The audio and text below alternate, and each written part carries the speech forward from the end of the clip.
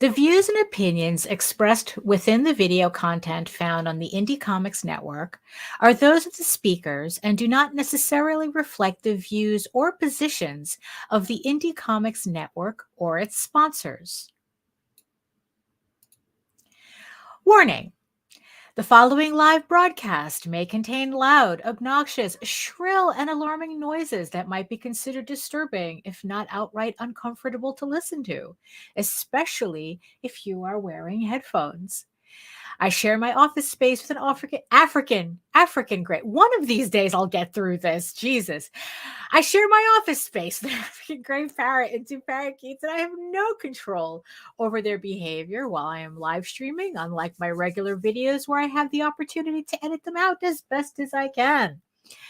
If you are sensitive to loud, surprising background noises, I recommend either not turning your volume up too loud or watching my edited, pre-recorded videos instead. Viewer discretion is advised. One of these days I'll make it through those disclaimers without tripping. I know technically, I should just pre-record them and just play them, but why make my life easier? Why do that? Why absolutely do that? Oh my goodness. Oh, hello everyone as I adjust my camera because I really have this feeling I'm forgetting something. Oh my goodness. Hello, Afraid. Hello. Yes, Einstein says hello too. Yes. He's just at, I thought maybe he would be taking a nap this time around, but it's like he knows the timing. He knows the timing. It's like, oh, hello, Nita. Hello. I miss you too, Boo. Oh my goodness. What a hellish week and a half it's been. I swear to God. But we'll get back. We'll get back on track on Friday. So okay, where am I? So the parrot's waking up, and I'm still trying to find stuff in my Streamyard, but we're good. We're okay. And yes, I see you, the 5 people watching me.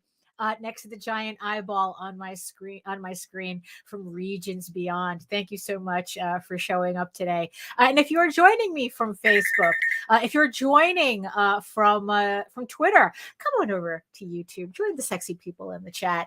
Facebook likes to act up a lot, and Twitter doesn't even let me see your comments. So it's a lot easier if we want if we want to have a nice conversation. It's a lot easier if you come over to YouTube to comment and whatnot. So again, where am I? God, okay. I'm a little tired today, if you haven't noticed. I'm just a little tired. But you know what? Let's get this party started, or at least it's like party. Hello, everyone. My name is Daphne Lage, and I'm a cartoonist, illustrator, and comic book artist from New York. I have been self-publishing comics since 1992, and you know what that means. With a few exceptions, the characters on this program are weird and peculiar and not to be trusted. And I am known for the furry fantasy adventure Tall Tales, which returns to Kickstarter with a brand new full color one shot. It's the first time Tall Tales is going to be published in color, so I'm really, really excited about this. Now I just have to finish it. So keep an eye out for the next campaign for Tall Tales, or so I thought. A link is in the show notes below for the pre-launch page so that you can get notified when the campaign goes live and you don't miss anything. And also, I am known for my medieval fantasy soap opera drama, EGORAVEN, Heir of the First Unicorn, which ended its last run, its previous run on Kickstarter with issue 6. Thank you so much to everybody who pledged to the campaign. I'm just really excited to bring you more of my Unicorn Princess to you on Kickstarter. But it's about Tall Tales now. So But thank you everybody who pledged to the campaign that closed out last Friday. So thank you so much. I am also co-host with Nita Lanning on the Rage Into the Vlogs show every Monday and Friday on the Indie Comics Network. For the past, I know for the past couple of episodes, we have been missing Nita tremendously, and I'm really excited to have her back on Friday. I'll give you guys a really quick rundown once I get through this introduction. But yeah, I'm just so if you were missing Nita too, make sure you catch us on Friday. We're back. We're back on our bullshit on Friday at 11 a.m. Eastern. So make sure to check us out at indiecomicsnetwork.com. Also, speaking of Kickstarters, if you are fulfilling or you just have a comic book collection that needs to be organized better, save 10% on your next Gemini mailer order with our coupon code RAGEN10. Not only are they your number one supplier for comic book shipping supplies for your Kickstarter or just crowdfunder campaigns in general, they also sell bags and boards by the tonnage. It's like I'm serious. If you have a comic book collection that needs to be organized and you need to start bagging and boarding stuff, instead of like paying premium at your local comic book shop, use our coupon code RAGEN10 to buy your bags and boards. From Gemini Comic Supply. They're not kidding when they say Comic Supply. They have everything there. So yeah, save that 10% with our coupon code. And in the meantime, you can read both my comics online at Tall Tales, TAILS online.com and egoworks.com, EGOWORKS. And you can also check out how I make all my artwork and everything, all my videos on my videos. God, let me do that again. You can check out all my videos on how I make my comics here on YouTube at my channel at Daphne Lage, Lage Art, which also simulcasts through the Indie Comics Network. So make sure you like, subscribe, hit the notification bell so you get notified whenever any of my videos go live, or on the Indie Comics Network as well. I have a couple of videos that I'm getting ready to make, to make soon. So if you want to make sure you don't miss anything, the second it goes up, make sure you hit that notification bell. Hello, Nicholas. Hello. Yes, I am. We are all thrilled to have Nita back. So a quick rundown on that without getting into all of the gory details. Michael, Nita's husband, came down with something pretty serious and he had to be rushed to the hospital. And they've both been in the hospital because, if one's in the hospital, both is in the hospital. They just got out of the hospital yesterday. So it's been a hairy week and a half for them. And we're just really glad that everybody's back home. Everybody's on the mend. And we just can't wait to just get back to maybe not exactly normal, but to at least a new normal. It's like, as always, it could have been worse. It could always be worse, but it wasn't. So we are going to be grateful for that. And I'm really happy to have Nita back on the air because the show is just not the same without you, girl. But also, it's like, let's all continue to send the good vibes to C. Michael's way, because it's like, it's like, look, he had, like I said, a very hairy experience, and that required some intense therapy, I guess. And you know what? We're all in this for the long haul together. So all the good vibes, all the good vibes. Let's see. So what's been going on? Well, like I said, EGORAVEN closed out last Friday, and I want to thank everybody again who pledged to the campaign. Thank you so much for supporting issue 6 of EGORAVEN. And so I'm just getting everything ready for the next campaigns coming up. So here is I guess a peek at the next issue 7, where everything goes downhill for our unicorn princess. You think it'll all be just holding hands and drinking coffee and having a good time? No, absolutely not. Everything goes to shit in the next episode. So so make sure that when you go to the website, you sign up for my mailing list so that you get notified when the campaign goes live. So that's not going to be it's going to be around probably around midsummer. So yeah, because we have Tall Tales to get through. And so I'm still working on that as well. Let's see. Oh, yes. Right. Yeah, it's all this mad sexiness. Yes, it is. And hello, John. Hello. Good vibes. Absolutely. And yes, Afraid. Yes, all the good vibes heading to Nita and C. Michael's way. Oh my goodness. And in my if for those of you who have been keeping track or not keeping track, maybe you just didn't even remember.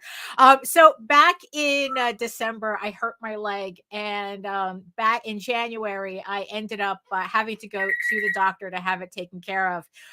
But in the end, it just turned out that it's something I had to wait out. I just had to keep moving and wait it out. So my leg is a lot better, and I still feel a tightness from time to time in my leg, but the doctor says look, yeah, that's how it just goes. I mean, one day, it'll completely go away, but today's not that day. But the thing is, though, the last time I was at the doctor, we did all the tests, and one of the test for my gallbladder came back weird. So she said, I forgot what the hormone name is or whatever it is, the chemical that was running a little higher than she had liked.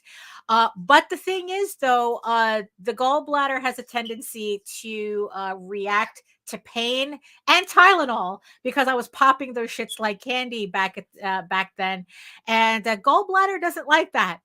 So I had to get a follow-up visit just yesterday to do the blood test again, just to make sure that it wasn't anything, it didn't turn out that no, you're actually making stones. But no, it turns out that my gallbladder was just freaking out because of the pain and the Tylenol. And now now everything's kind of after 3 months of avoiding Tylenol altogether, which, to tell you the truth, was kind of tough. I didn't realize how much I was taking that shit until I was forcing myself not to take it. But turns out it was just a fluke in the test. Everything came back normal. So which the doctor pretty much told me that it probably was nothing, because nothing else was abnormal on my test. She says that usually when there's a gallbladder issue, there's usually some jaundice involved, which wasn't the case. There's usually some liver enzyme issues, which wasn't the case. My liver was fine. So she just said, most likely than not, it just needed the rest, and from everything, and that's exactly what it needed. So my gallbladder is working fine the way it's supposed to, and so it seems like we've all been pretty much dodging bullets this health wise, because also it turned out I do not have high blood pressure. That was also a concern that came up on my tests the last time. It just seemed but I had cut out salt anyway and raised my fiber intake because of this information. And I decided, it's you know what, even though my body was just reacting to all the pain I was in back then, and I really don't have any chronic issues. I'm just going to I'm just going to continue what I'm doing. So I am not a salty bitch anymore. Or at least not in the literal sense, but I'm still going to keep a low sodium diet and keep, keeping fiber in my diet, just to keep these two things kind of in harmony, for as long as I can keep them that way. Because it's like, look, it's like we're as we get older. Oh, right. Yeah. Actually, what's funny is that my sister who worked, well, it's like right now, she used to work in bio research. And one of the things she used to work with was with medicinal leeches. It's like she says that there's a special company that raises them.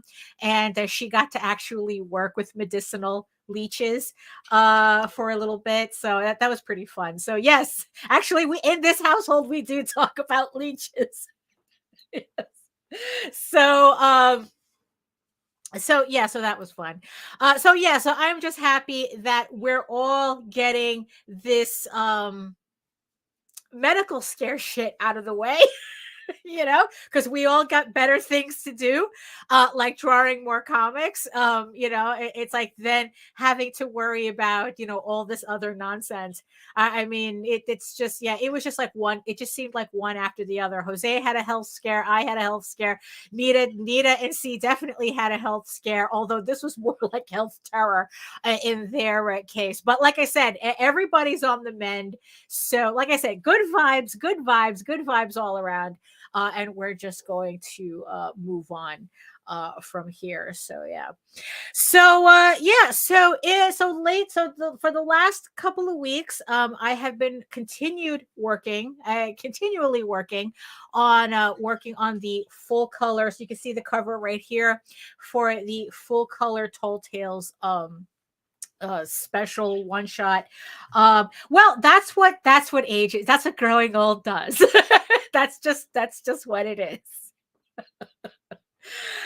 So I've been still continuing working on coloring the book.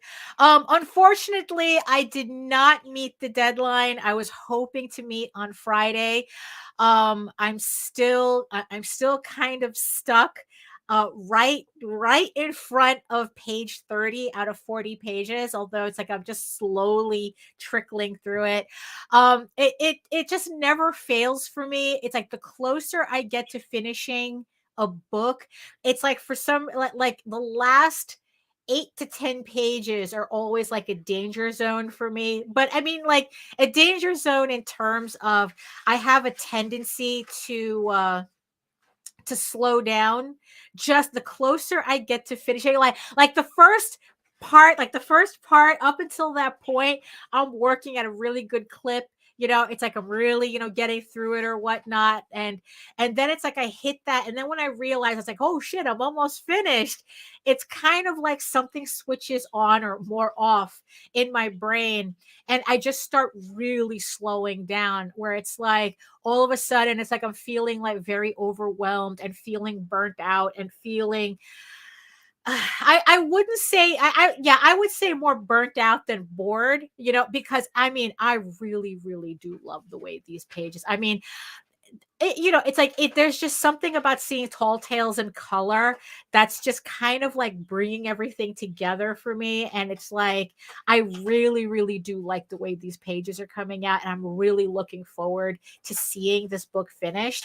But like I said, it's like without fail, it's like with every book that I've done that I've had to work on, the last 8 to 10 pages is where my brain goes, yeah, we're finished. And I'm like, I know the hell we're not finished. We are absolutely not finished.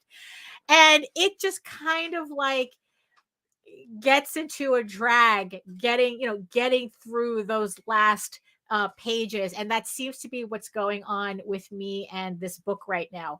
But the good thing about it,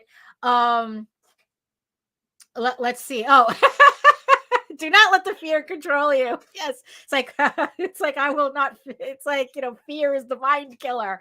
You know, the let's see. It's funny. It's psychologically, you don't actually want to finish. The fight is more satisfying, and you're afraid you'll have nothing in your future. You see, the funny thing is that, like, on one hand, that probably, like, I don't know. Yeah, that's probably a fear of finishing. But at the same time, I do have so many other things that need to come after this that it's like, I want to finish this so I can finally, put that on the shelf. But and here's the funny thing. It's like the the high, the actual high that I get out of a book is when it's finished. It's like I know I've mentioned before how it's like I'm kind of like a person that doesn't like the process. Like, the process is a chore. When I hear the thing, oh, do what you love and you never work a day in your life. No, fuck that shit. I am working every fucking day of my life. It's like, even though I do love what I do, it's still work. And and it's like, and I still have to push through a lot of humps to get this work done.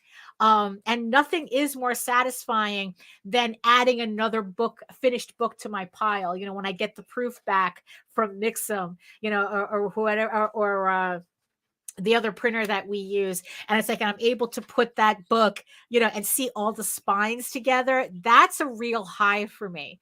But there's like this final stretch that it's just like that I always have to go through, that I always have to fight through to get to that point. Especially since, it's like I still have to letter the book, and I find lettering incredibly pleasurable. Like, honestly, lettering is my favorite part of the entire process. But it's just getting there. I don't want to start lettering until I have all 40 pages done, because I know I'm dragging myself through this. It's like, okay, oh, here we are again. So I just have to figure out a way to kind of like, okay, like, I know this is coming up. Like, I know this happens on every project, and I have to figure out like some kind of strategy that will help me through that process, through that hump. It's kind of like, it's kind of like, to always use a marathon, a marathon analogy. There's a saying in marathon running that a marathon actually starts at mile 23.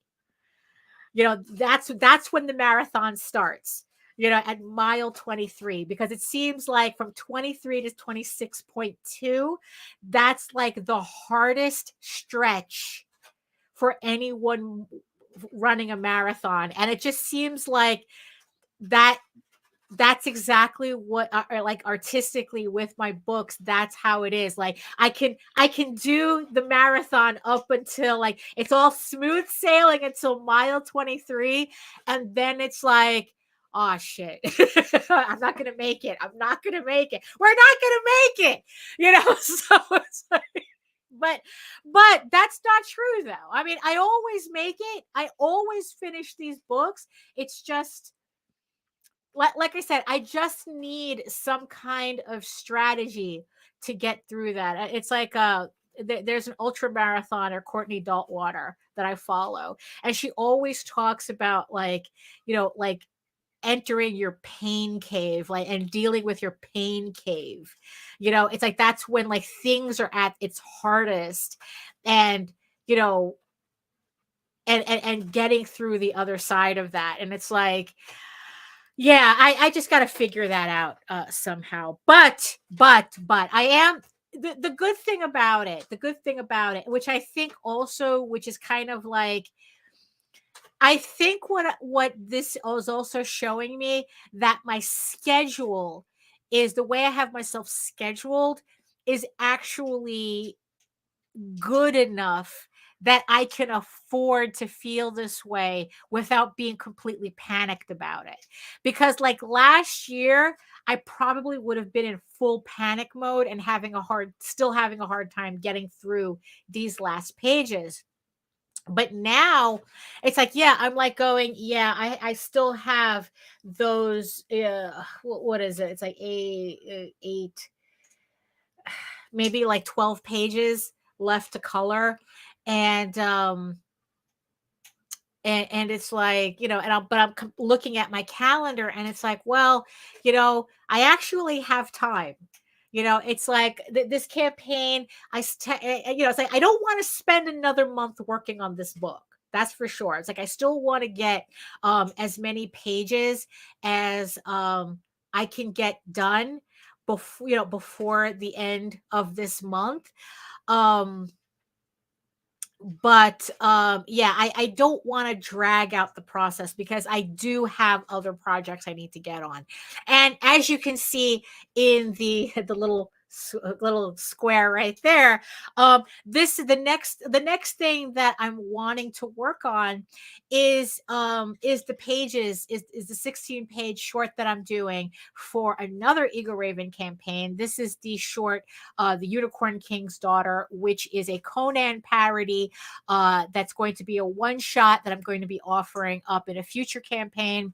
But because I'm doing this project from scratch, I need the leeway, the lead time to get everything done, even if it's just 16 pages, because I still have to get back into coloring issue 7 for EGORAVEN. So yeah, so that's the thing. And I remember, like, on the last vlog, I was saying how, like sometimes I just need to take a break from coloring Tall Tales because I don't want to feel like I'm coloring one giant project that's just like one page after another coloring.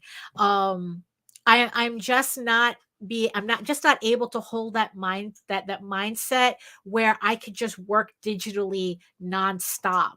So I actually do have to take a break by doing physical media, by actually working, penciling or inking something, to break that up, to break. I don't know. I don't know if it's like a monotony or something, or just kind of like break that sameness up. Because doing work digitally has a different physical feeling than doing work traditionally. So that's why it's like, I'm not the type that, even when I know that Clip Studio Paint is very much in my future, I've decided that after I finish issue 7, I'm going to I'm going to work completely in Clip Studio Paint. I'm going to do my layouts in Clip Studio. I'm going to see, like, can I pencil in Clip Studio? Like, how much can I do digitally? And see if issue 8 would probably be my first full digital issue. So that's my plan for, because it's like, if you've been kind of following my Clip Studio Paint journey, I decided after playing around with it that what I need to do is I need to literally crash course myself on that program and just literally just do an entire project from beginning to end in Clip Studio, so that if I start issue 8, by the time from issue 1 from issue from page 1 to page 32, by the time I hit page 32, I should be an expert in Clip Studio Paint by doing the entire process on that. So yeah, it's like, well, it's like, it's like I would have to record the process on doing a page from beginning to end, because usually it can depending on what I'm doing, it's like it could take about 3 hours for me to do a page from beginning to end, minimum. So it's like, yeah, I would have to like record it. So maybe I will. Probably that is something that I will do, that I will record how I do a page from beginning to end, and then put it up on YouTube. Like I said, I'm getting back into the habit of making videos. So yeah, so I got actual work to do. So let me so like I said, I have these pages up on the screen. So what I'm going to do is I'm going to run a quick bump, and then I'm just going to transfer over to the drawing table, and then we can talk some more about what I'm working on and what's going on. So yeah, so I'll be right back.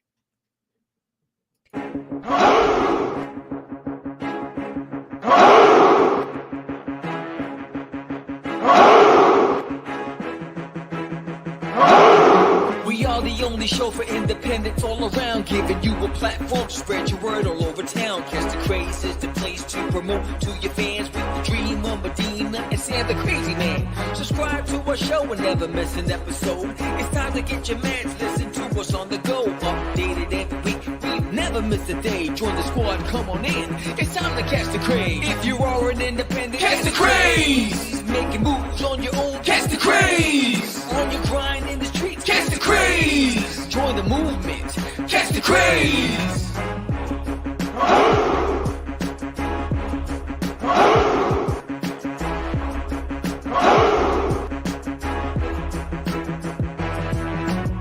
Yeah, George, we did it again. Come on now. You know you want to do it. Catch the craze.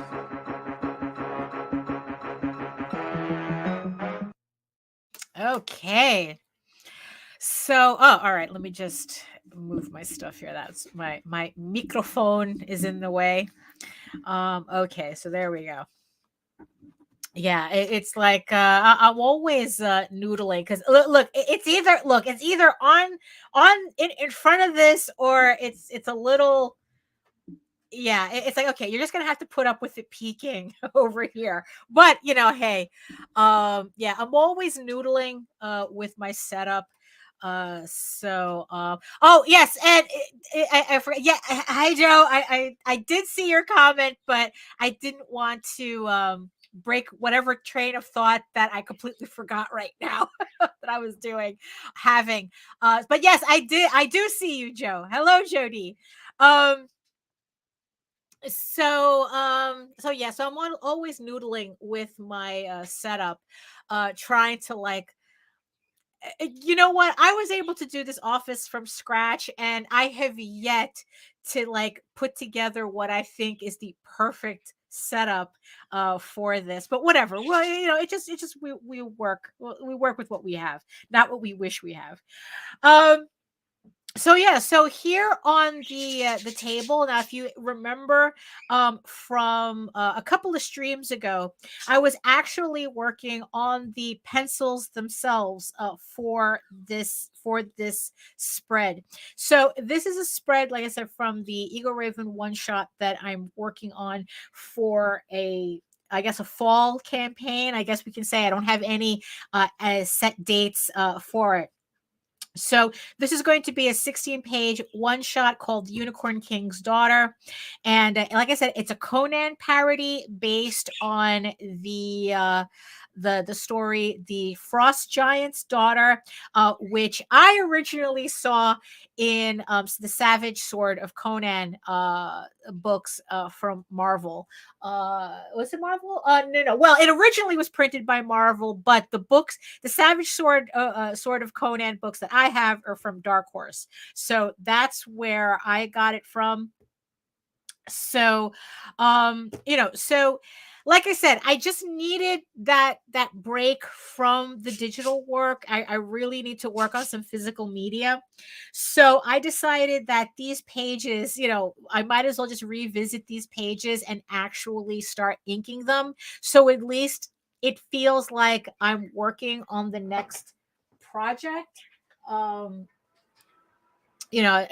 working on the next project. It's like if you hear a little noise over here, I just put a fan on. It's like the weather is still wacky over here, and it's like if I open the window, it gets too cold in here. If I close it, it gets too stuffy. Like there's no winning. So I'm gonna put my little fan on so that it's not as stuffy for me in here. So so I decided that I was going to just revisit these pages. And as you can see, so this is what it looks, the splash page looks like. And let's see. And by the way, it's like, this is for those of you who are familiar with the Marvel version of this story.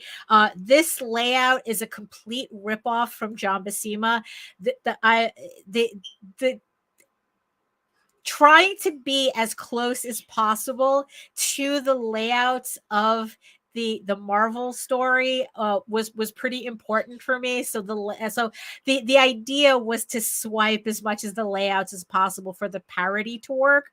So so because usually I don't do splash pages, but this particular story has this exact splash page in it, so I wanted to kind of like copy it as close as possible to it. It's not identical, but the layout is extremely similar.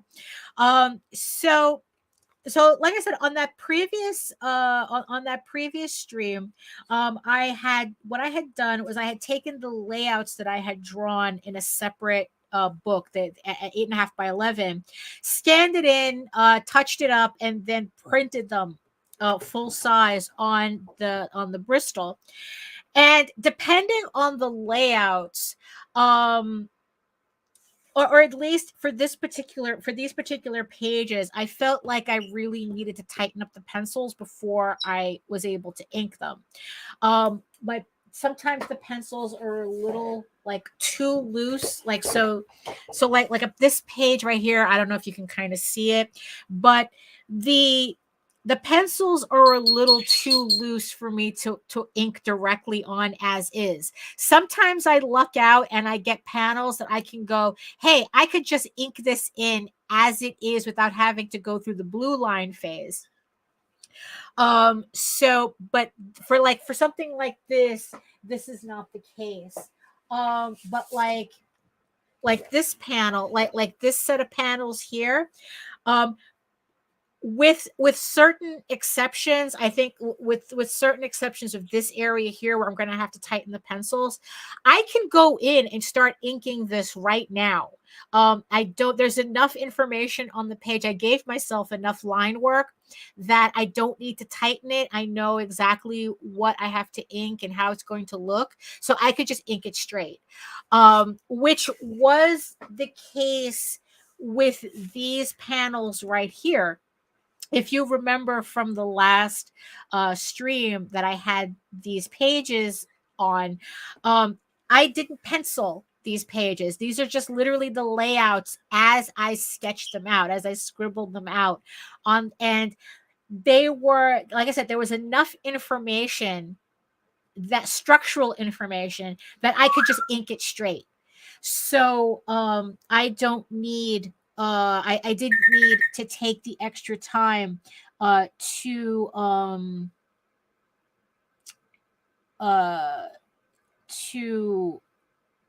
blue line, to tighten up the pencils. So that's pretty much what I figured that I was going to do. I thought that I was able to get these 3 pages, these panels, these 4 panels done before the stream started, but obviously not. But but that's pretty. So you see how you can barely see the lines, I'm pretty sure, on the screen. But like I said, there's enough information here for me to just be able to just kind of ad-lib it with the inks. So even though they're not tight pencils at all, I can just ink over these. Because, and especially with these panels, there's nothing in these panels that are that specific that I can't just do this. So so that's just what I was able to do with these. Now for this, I had to tighten up the pencils because I really need to know where my lines were going. Yeah,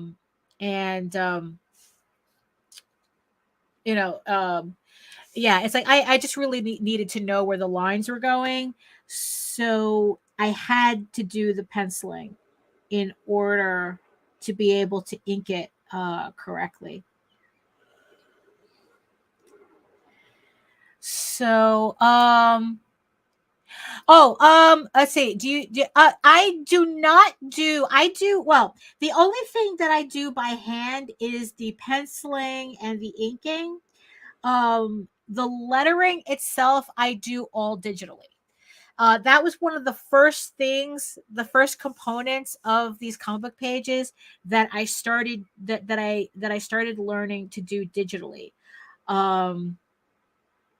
Even back when the only option was a dot matrix printer back in the day, and I was typing on a computer, printing it out, and then I was gluing the text onto the pages, because that's just how it was all done. Nobody at the time, it didn't occur to us that maybe you shouldn't be gluing down stuff to the original pages, but that's kind of like how everybody was doing it. That was kind of like industry standard.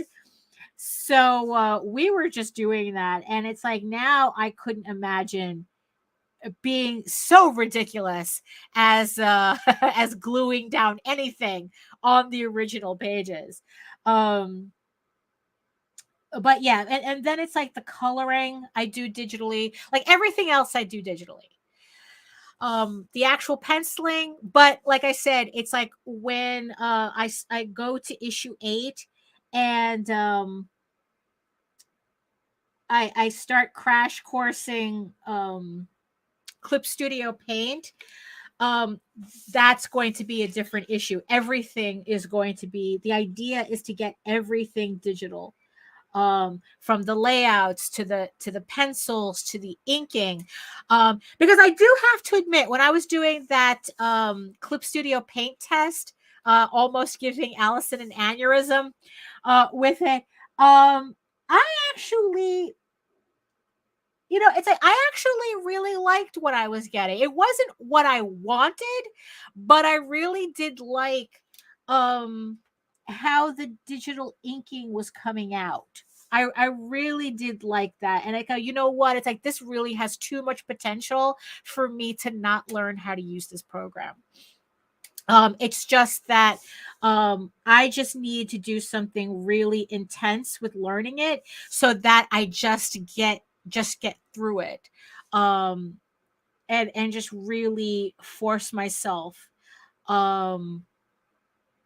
to really learn the program, because it's like, it just has, like, I really do like a lot of the things in there, like the perspective rulers and being able to use the 3D models to help with stuff, and and it's like, not necessarily the assets. Like I said, it's like I don't like the idea of just dropping assets in pages. It's like, I'd rather try to learn how to like create my own assets so that it looks like my style.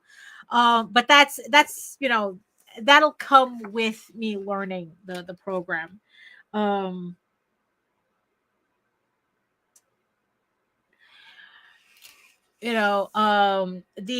even the word balloons are digital.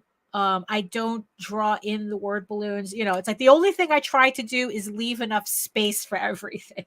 I leave enough space for the word balloons, but not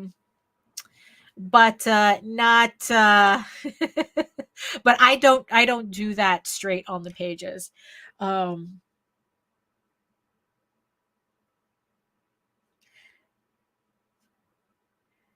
Oh, I forgot my music. Let me turn the music on. Hold on. Let's see. I found, like, and the thing is, like, I found like a really good playlist by accident. So let's try this out.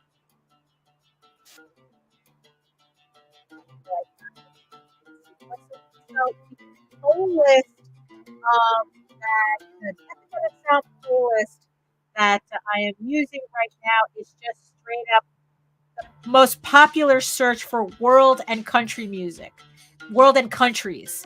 Not country music, but world music and music from specific countries. So I was kind of digging what I was listening to, test listening. So I figured, like, you know what? Let's try this this playlist today. You know. So okay, so today's topic. Um when so it's like, yeah, I mean, it's like, yeah, when should we just ignore advice? I mean, it's kind of a strange, and like it almost sounds like a no-brainer, right? It's like yeah, no, not that type of country. No, not that type of country. Although I'm pretty sure that Epidemic Sound has country music, but we are not playing country music. We are playing countries, music from different countries. Yeah. I mean, it's like, yeah, it kind of depends on how confident I feel with my lines. That I could get away with just inking like really, really loose pencils. Oh, hey, Allison. Hey. But like I said, like this top part, I was able to do that, but not this bottom part. This bottom part, I had to pencil. But I do have to admit, when I don't have to type pencil, it saves me a lot of time. So about the topic. So what happened was that I don't know. It's like I was just having a conversation with a bunch of people, and I was just thinking about like how, like, I don't know, maybe it was just the fact that I was just feeling like really, really overwhelmed with the amount of information that is out there for what we do.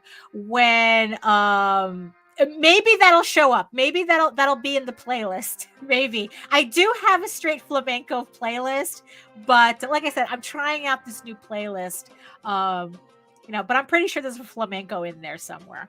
I mean, and what's funny too is how much when you listen to flamenco, when you listen to Spanish music, in particular, there's a lot of Arab influence in that music. So yeah, I wouldn't be surprised if there's some, it sounds like flamenco because Spanish music sounds Arab, and and vice versa. And it's like, look, the Arabs ruled the Spanish peninsula for like 400 years. So yeah, that influence doesn't just go away. So I was feeling like pretty overwhelmed, lately with like all this information. I mean, don't get me wrong. It's like I kind of like researching, like this marketing stuff. Like, okay, like how do I improve what I'm doing, like with marketing, with my artwork, with doing crowdfunding, and just like it's the million hats that we have to wear as independent publishers.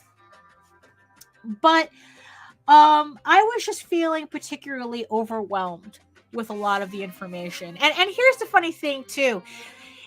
It's not that there's actually a lot of information. That's the funny thing. The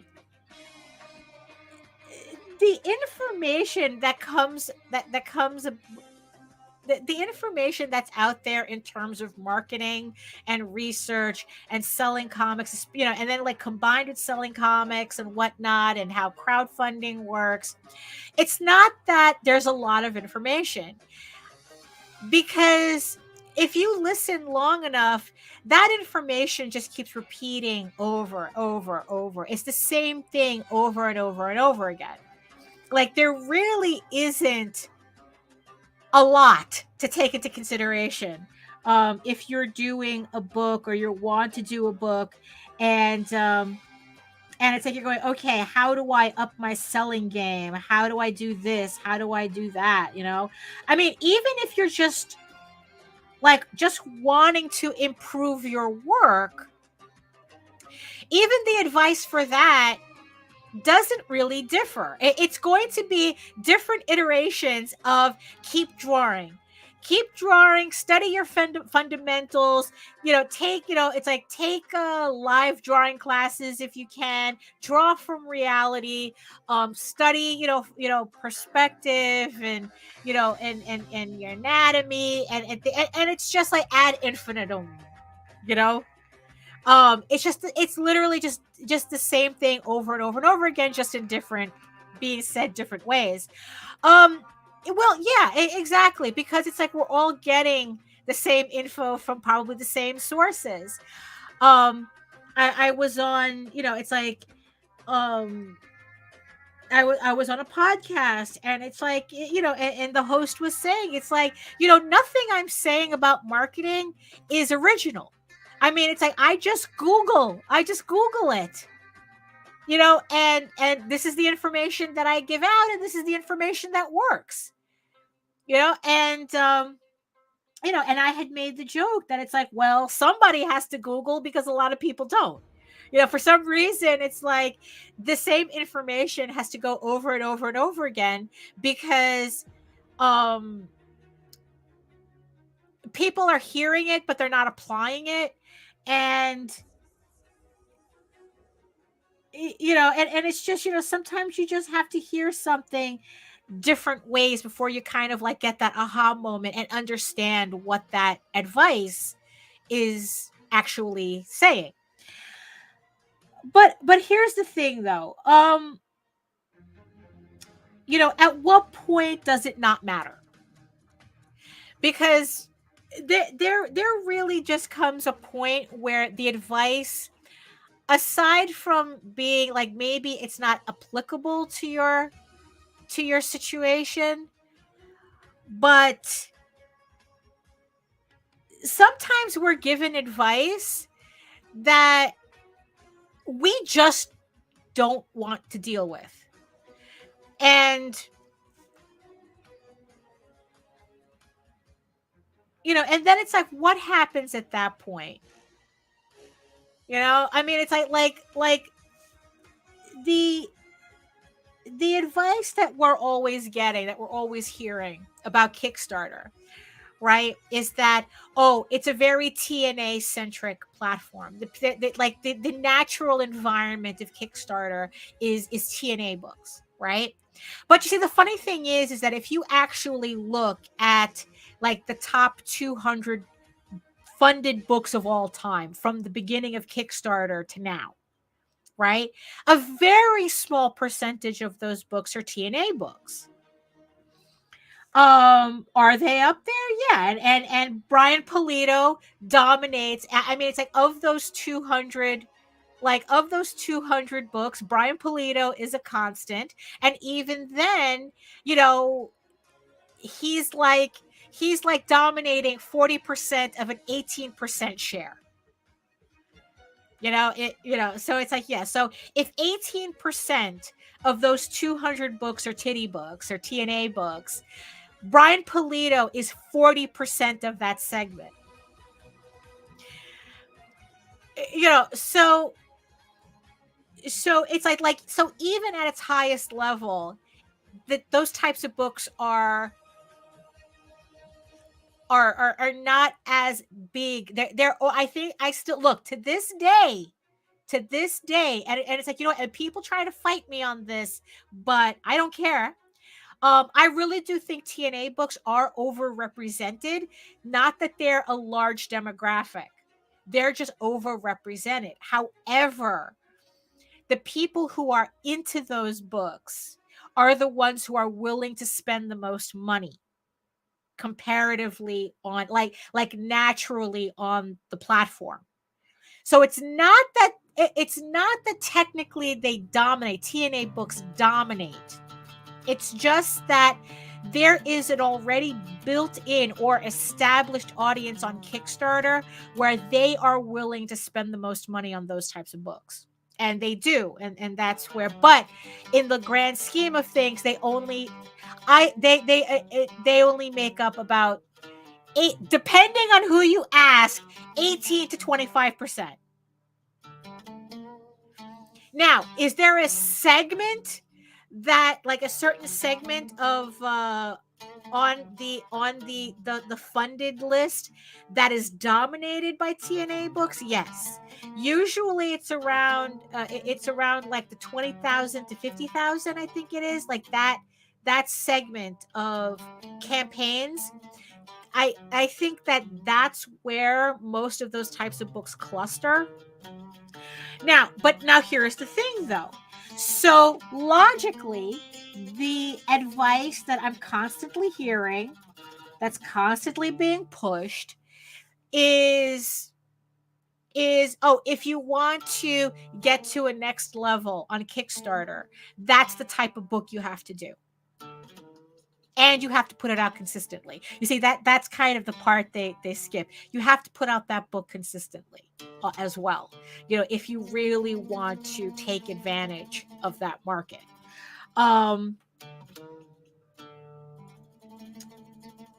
You know, now here's the thing though.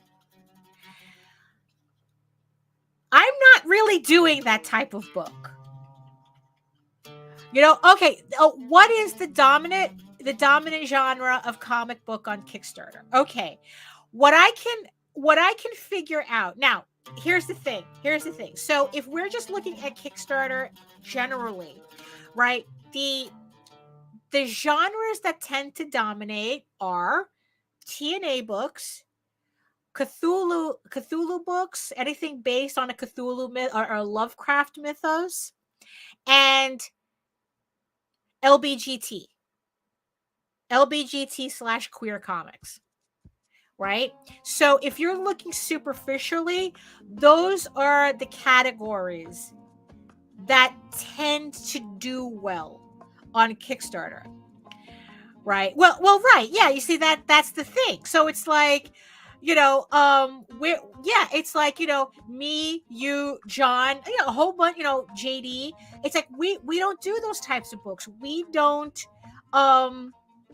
it's like we're not doing that those types of books on a regular basis or at all. So we don't fit into those three categories. But what I learned from aggregating the top 200 campaigns, most funded campaigns on Kickstarter, and like I said, these numbers go all the way back to where to the start of Kickstarter. Like I said, I'm not arguing, you know, about, it's like this is what right, it's like this is what I'm telling you, like, this is what I'm aggregating. The top 200 most funded books on Kickstarter. You know, and you know, and what's funny is that you know what none of us are, especially where none of us are Keanu Reeves. So Keanu Reeves holds the record for the most funded comic book on Kickstarter of all time. Like 1 million, I think it's like 1 million plus. So if you really want to be successful on Kickstarter, you have to be Keanu Reeves. That's one. But the trend that I really noticed in the top 200 most funded books, here's the thing. They are people who grew their audiences off of Kickstarter. They had been building their comics. They had been doing their comics for decades before they even went to Kickstarter. You know, they had their own website. They were on Webtoons. They were all somewhere else building their audience. And then they made it pay off on Kickstarter. That was the largest category I saw in that top 200 most funded.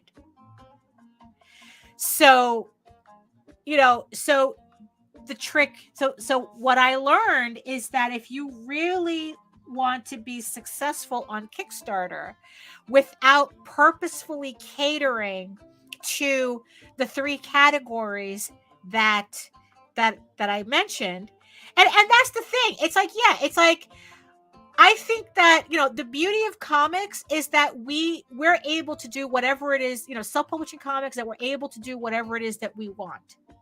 You know, that we should be able to tell the stories that we want to tell. It's like I'm not making, it's like the comic is a literal product, but my artwork is not the product. Does that make sense? Like when it comes to marketing, we have to always remember that our comic book is a product that we're trying to sell. However, when it comes to the actual making of the work, I'm not making product. I'm sure you're not making product. Allison is not making product. John is not making product. You know, we are not making a cog. You know, we're not okay. I don't have flamenco, but we have Mexicans. So so there you go. You know, we're not making cogs. We're not making spaghetti sauce. So our intention, our intention is not to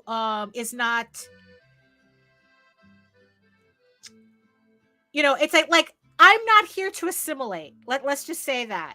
You know, if there is a dominant audience on Kickstarter naturally that will automatically be attracted to your book if you cater to these three categories, I'm not interested in that.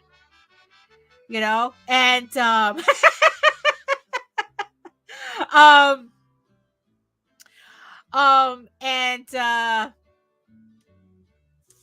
and here's the thing. So being told do titty books is, even though it's true, is completely useless for what we're doing.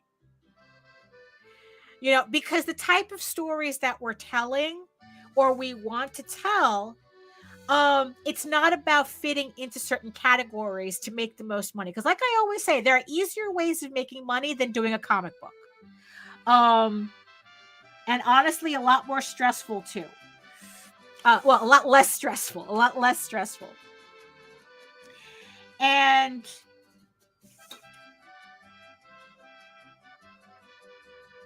you know, so then what happens? So it's like, so here we're stuck with advice that, although technically true, we either cannot apply or refuse to apply to our situation. And then what do we do with it? And then what do we do with that information? You know,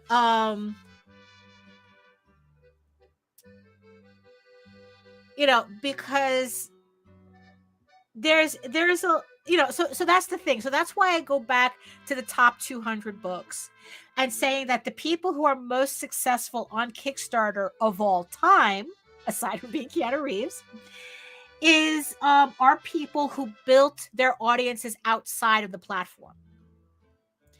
And honestly, I think too many people make the mistake of thinking that it's the platform that's going to make you and not your effort. And we're all learning the hard way that's not true. That part is not true.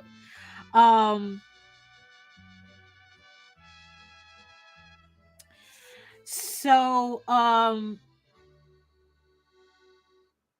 that's kind of the thing. So right, exactly. And it's like, yeah, and that's what it is. It's like, we're not selling ham. You know, I mean, it's like, we're not selling a gray slop that anybody can be interested in. It's like, we're not selling like hyper mainstream product like Marvel. And mind you, don't get it twisted. What Marvel is selling is a product.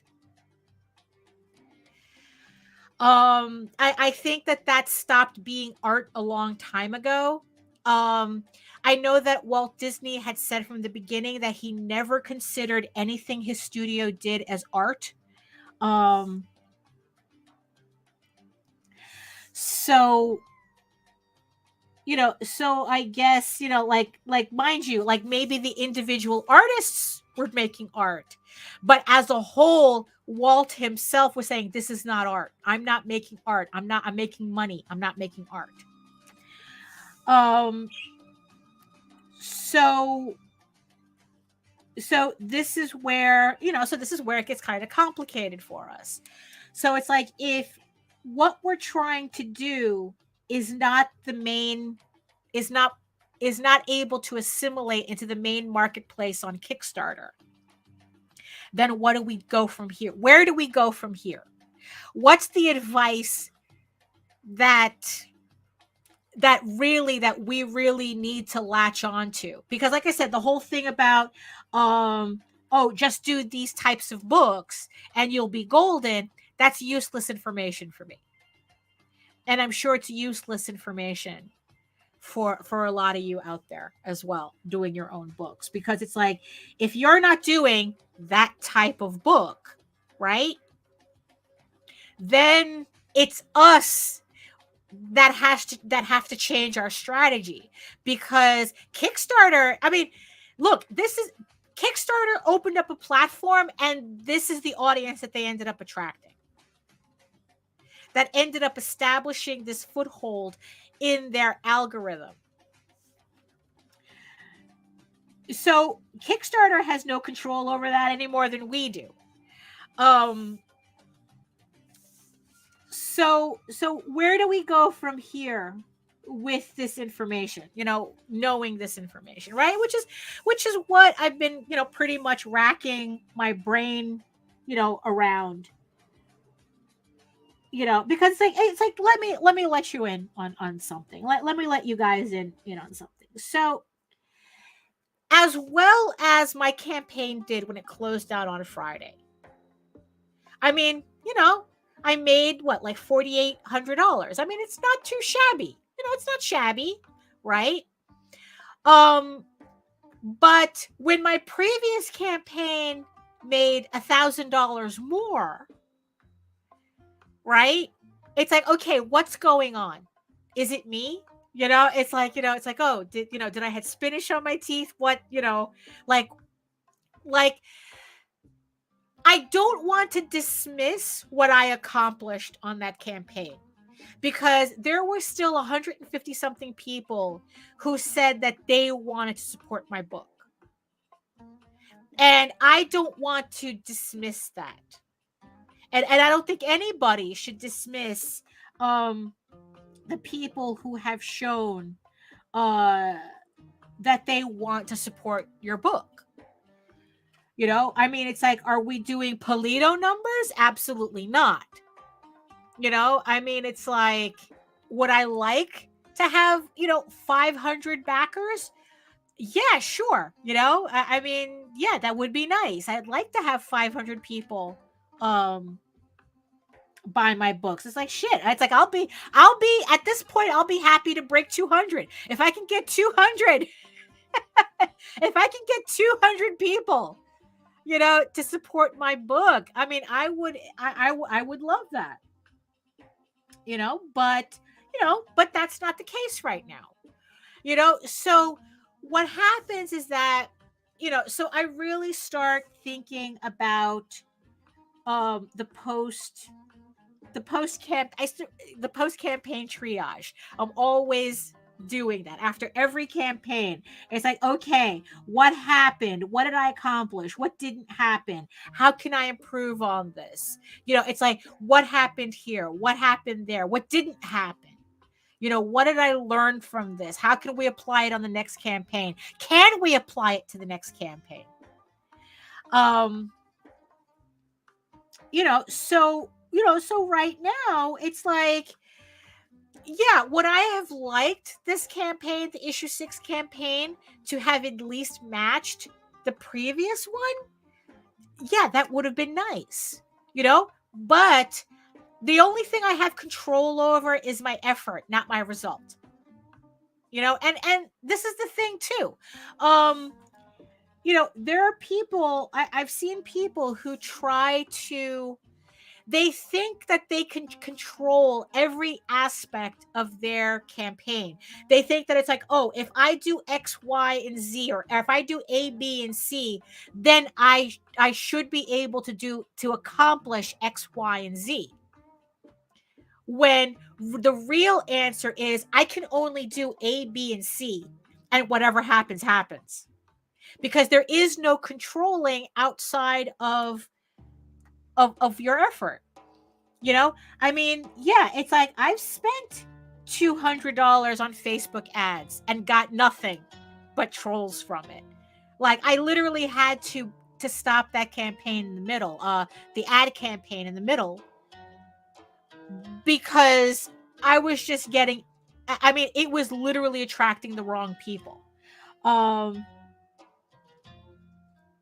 It's like they had nothing in their profiles that said that they were vaguely interested in comics, but yet they had the time to come to see my advertising and make snarky comments. So yeah, I definitely did not want those people. But there was nothing. I mean, it's like, look, I can't control that. All I was told, the advice that I was given was that if I cranked up the amount of money that I spent on Facebook, I would get more eyes on my project. That was the advice that I was given. Boy, did it not work. It literally, I mean, honestly, that was a waste of money. That was a waste of money. And I haven't bought advertising on Facebook since.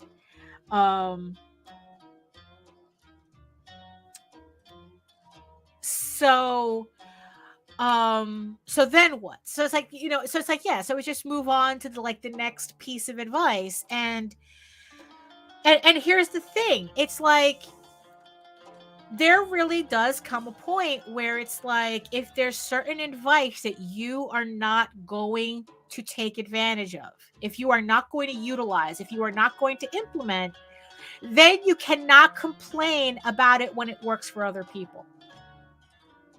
I mean, it's like, it's like, oh, it's like, I'm not going to do a TNA book.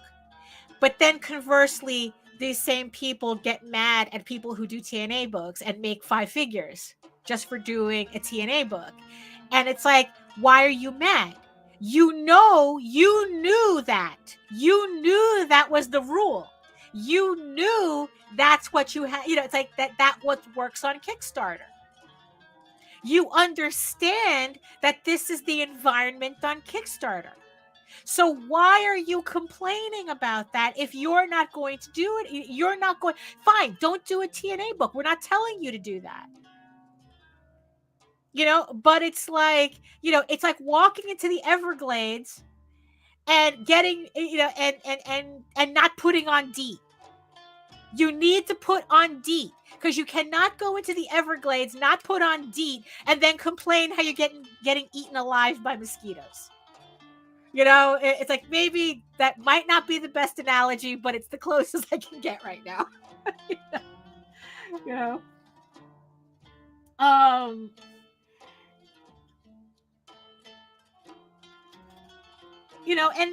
And here's the thing too, it's like, and then it's like, okay, well, what if you come across advice that it's like, well, who is your audience anyway?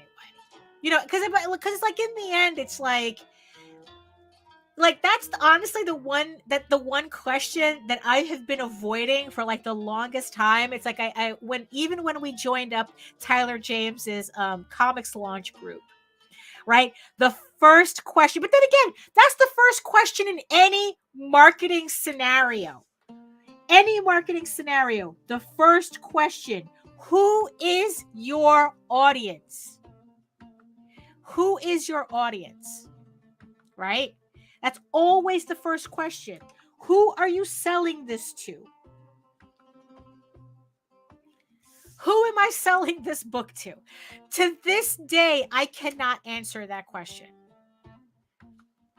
Because because here's the thing. It's like I'm not making a cog, right? We're back to the spaghetti sauce, right? I'm not making spaghetti sauce. So, it's like I'm making something for me. That's the thing. I'm making this for me. And I want to share it with people. But who are the people who are going to directly like something like this that I'm doing? It's like, let's do this exercise. Okay. Let's like, it's like, so if okay, so it's like for the people who are doing you're doing your books, you don't fall into the 3 obvious Kickstarter categories. Okay. Like I said, it's like, TNA, LBGT, and Cthulhu, Cthulhu mythos, Lovecraft mythos. Those seem to be the top 3 categories. Where it's like, if you cater to those 3 categories, you have a certain advantage on the platform because of the way, I guess, like the environment on Kickstarter has, I guess, like fed into the algorithm. So it's like, if you do any of those 3 categories, you have an advantage, right? So, right. Okay. Yeah. Okay. So here you go. With no knowledge of your book and with not knowing the story, I would say people who like things like tells. I would agree. It's like, do you like, it's like, and it's like, so yeah. So in my case, right? Okay. You would like, if you liked Telos. Mouse Guard, I think, is more for Jose with the Oswald Chronicles. We've always, put that. So it's like, so yeah, Mouse Guard would be Oswald Chronicles, definitely. Telos, definitely. I would say definitely, if somebody liked Telos or any of like like where Ringo's work, it's like, you know what, they probably would like EGORAVEN, or at least it would be in their wheelhouse, right? Do you like Dungeons and Dragons? Definitely ElfQuest. If you're into ElfQuest, I would hope that you like, that you would like EGORAVEN. Let's see. So Jody is it's more or less this question and what I'm still trying to answer: how to reach the audience that is cold to you. It's not 100% about your target audience. It's about reaching all people. Well, here's the thing, though. Here's the catch. You don't want to reach all people because your book is not for all people. Just like the whole thing is like, why I don't think the term all ages works. And honestly, if there is a category you absolutely do not want to do on Kickstarter, this I also learned. This was also what I learned on Kickstarter when I was aggregating the top 200. If you want to absolutely fail on Kickstarter, do an all ages book. Do a children's book. Because it's like, now there are, of course, very few exceptions. Because the second I said that, I'm thinking of Tyler James, who does have a children's book series, incredibly successful on Kickstarter. But guess what? It's fucking Cthulhu themed. Okay? So that's how intense the fan base for Cthulhu is.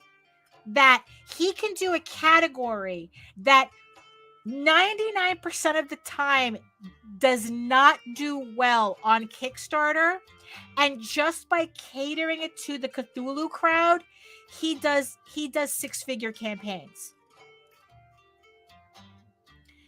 Well, right, yeah, it's like, no, yeah, you see, that's, yeah. You know what it is? It's like, I think I have to clarify. I have to clarify my thing when I say that I don't know who my audience is. Because we're talking about, like, if you tell me, oh, if you like Dungeons and Dragons, if you enjoyed Lord of the Rings, it's like, if you enjoy fantasy as a genre, right? Yes, if you enjoy Telos, right? If you enjoy ElfQuest, like that is very easy. Do you like the Chronicles of Narnia? Did you enjoy that book as a child? You will enjoy my book. You know, um, I mean, it's like, and then it's like, and that's not even. Do you enjoy The Witcher? I think you will enjoy my book. That type of comparison I can do very easily. But if you ask me to break down like the specifics of that person, male or female, what's their age range, right? It's like, what income bracket do they, it's like, what kind of, it's like, they're like literally the question that I cannot answer. I cannot tell you with certainty that the perfect person buying my book is a 20-something female from a middle class background. It's like with more, I don't know, more liberal leaning tendencies or something. I mean, it's like that type of like demographic breakdown. I couldn't do it. But the thing is, though, is that when you deep dive a bit into marketing, that's kind of what they want you to do. Like even Tyler James, he says, create your optimal person that buys your book. And I can't do that. That's the thing that I can't figure out, because it's like I'm very hesitant to to say that this type of person this type of person that's my optimal target. Where do I find them? And Joe D being a perfect example, because it's like technically Joe D should not be enjoying my book, but he does. Even he said he doesn't usually buy fantasy comics, but it's like he usually doesn't like fantasy comics, but he likes mine. So so he would technically be an outlier. But is he really? Is he really an outlier? Because he loves Wonder Woman, right? Right, Jody? You enjoy Wonder Woman comics. I mean, it's like, is there really a stretch, that much of a gap between you really liking your Wonder Woman comics and you liking EGORAVEN? I mean, it's like, is it really that much out of your wheelhouse? Aside from maybe, I mean, because Wonder Woman's a fantasy too. More Greek fantasy, but but is it really yeah, I mean, I guess maybe it's too early to figure out. Maybe a survey later down the road of your backers will field the questions. Yeah, here's the catch, though, Jim. Here's the catch. Kickstarter will not allow me to do that. To do that. That's actually against their terms of service. I cannot do marketing questions to my Kickstarter audience. So the only other place, and here is the other advice, right? Here's the advice that dovetails into how do we survive on Kickstarter in the environment that we're in, is that you have to create a mailing list, right? That's what I keep hearing. Mailing list, mailing list, mailing list. Control your audience, right? Get as many people who support your Kickstarter to join your mailing list so that they're outside of Kickstarter. Because on my mailing list, I can do whatever I want except advertise adult material, according to MailChimp. And even then, I'm not sure, but that's a different thing.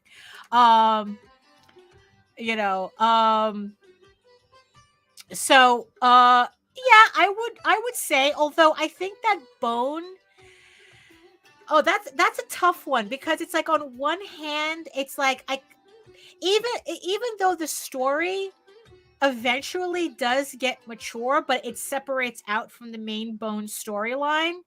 I can't help but think that the audience for Bone skews younger than I want on my book. So that's why, like, I personally wouldn't use Bone as a comparison for my book. For the Oswald Chronicles, that would make more sense. You know? So, so that's so yeah, so that's kind of um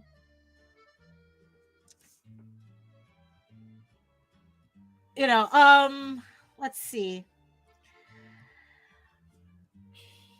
So let me see. Right. I mean, it's like, it's not overly stretching to get Wonder Woman fans into EGORAVEN, but you would need to appeal to those who like Greek mythos and not the other aspects. It would have to be a general thing. Bone is like a gateway drug.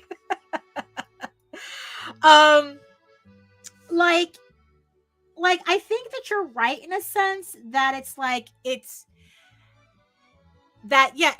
shouldn't be a stretch for me to kind of like parlay EGORAVEN, like Wonder Woman fans into EGORAVEN fans, that they would be interested. I don't think like Greek, having to like delve in too much into Greek mythology, because it's like, look, like I grew up on Greek mythology, it's like, and I think a lot of us did, it's like that's like we all learned, we all had that one book, and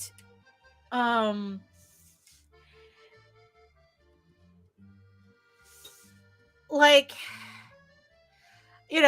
I mean, it's like, but here's the thing though. So so here's the thing. So let me comment on something that John did. Okay, so John is saying mine is a mature supernatural manga book. Here's where I have to disagree with you on one thing. It's not a manga book. You are not doing a manga book any more than I'm doing manga. We are not doing manga. Do we think we have overlap with that audience? Maybe. But I don't call myself a mangaka. I am not. I do comics.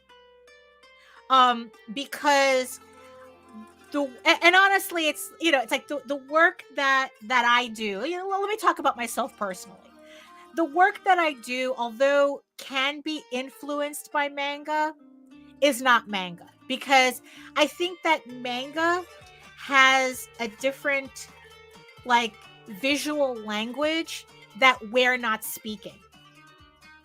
I know I'm not speaking it. Like the way I do comics has nothing to do with how manga is actually laid out and done and deliberately put together. And I'm talking about how the artwork and the pages are done, and it's like the types of stories that are told and the visual, the look of it. It's like, because I do remember with Frederick L. Jones, when I asked him how important is the aesthetic, and he said it's incredibly important. There comes a point where it becomes incredibly important, because in the end there is a certain visual aesthetic that manga fans are expecting, and I don't think either one of our books fit that. However,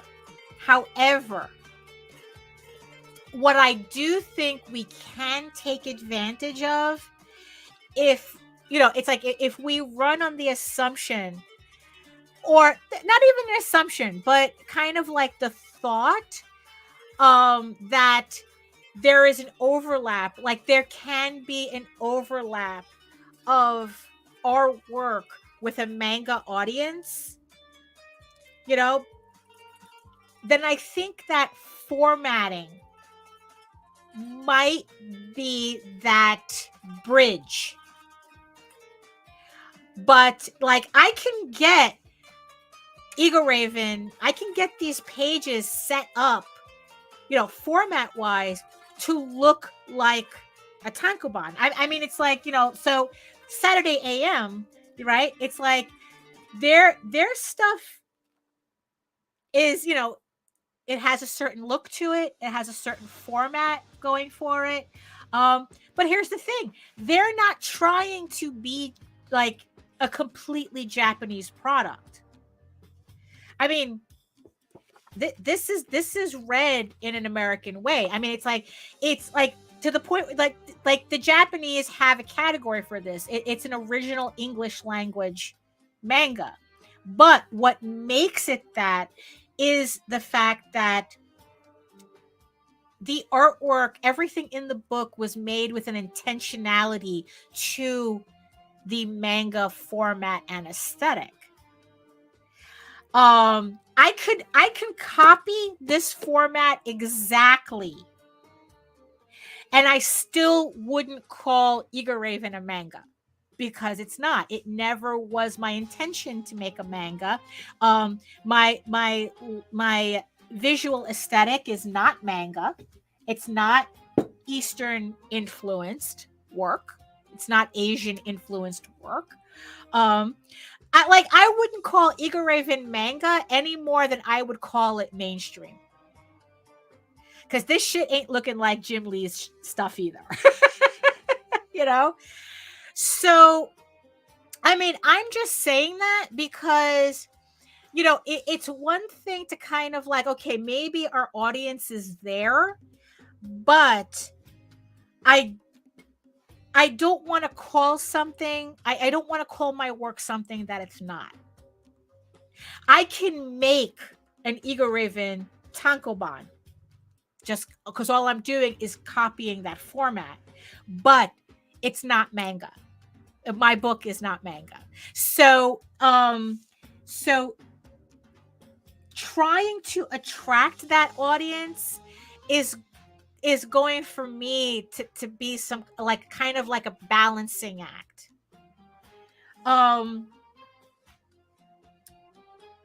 You know, it's like you know, now look, it's like, you know, in the end,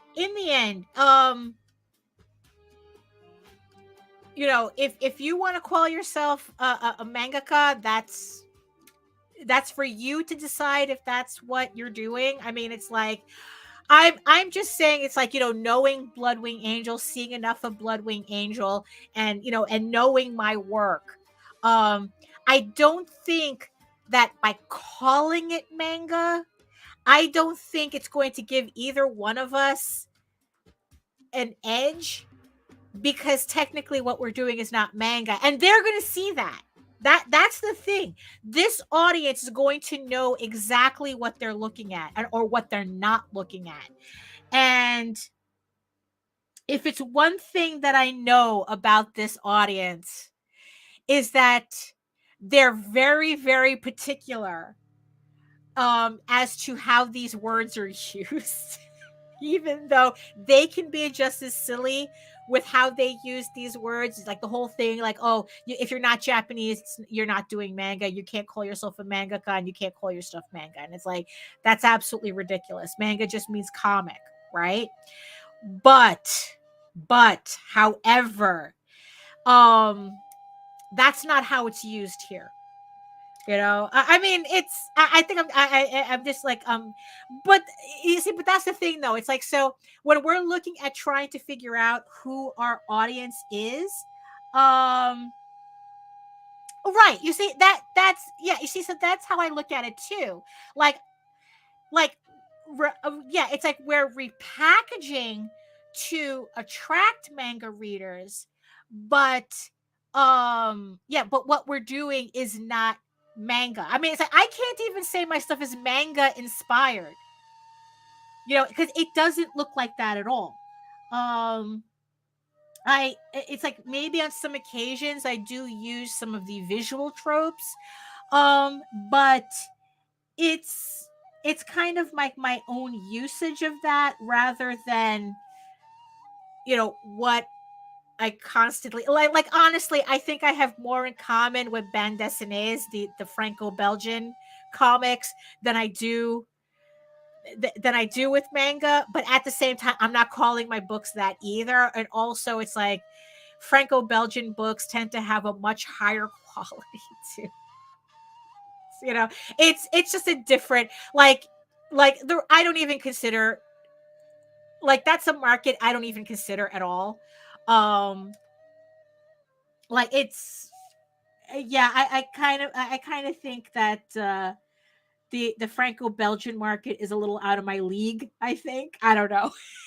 I guess it caters to a much older audience and whatnot, a more sophisticated audience. I don't know. Maybe I'm just kind of like diminishing myself because of the collection that I have and the quality of work that I collect. I mean, I'm not really that familiar with Franco-Belgian comics as a whole to kind of like get an idea as to like, what exactly do these people like?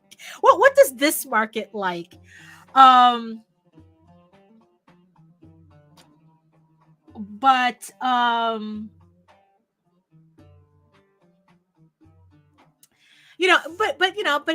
that's the thing. It's like, it's finding,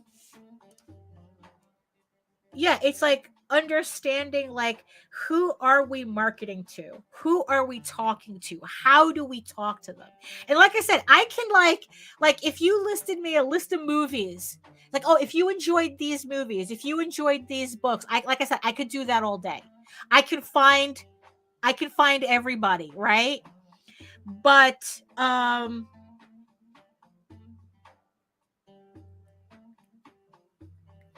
but the trick is how do we get their attention?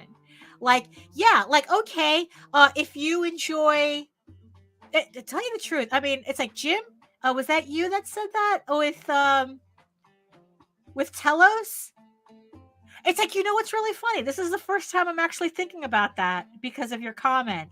That it's like, wait a minute. If you enjoy Telos, it's like, is it a stretch to think that you would like my work? I mean, it's like, it's like, I would think so. It's like the same thing with ElfQuest. Like that never, it's like, it's like, what? How do I get ElfQuest readers? Well, I kind of started getting an idea, but with that, but it's like, so it's like, how do I get fans of Where Ringo, to see my work? Like, where are they? It's like, it's like, like other more mainstream fantasy comics, right? Like, is there others? I mean, I've just been so out of like mainstream comics, like what, like, what, that sounds like something that I would have to ask Jose. It's like, what? It's like, it's like, what are the fantasy mainstream comics that are out there? Who's out there? What are the hot mainstream? Are there mainstream fantasy comics? It's like, or is everything just like different iterations of The Walking Dead right now? I mean, like I don't think Hellboy would be a right fit. Well, definitely Conan. Definitely Conan, because it's like that is an influence for me. And it's like, so the question is, it's like, if I wanted to reach Conan fans, right? But, maybe EGORAVEN would be a little too lighthearted.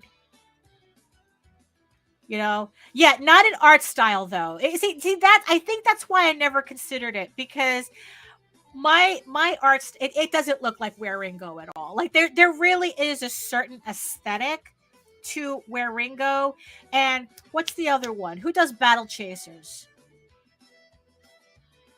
I want to say Maduera, but I'm not sure if that's him.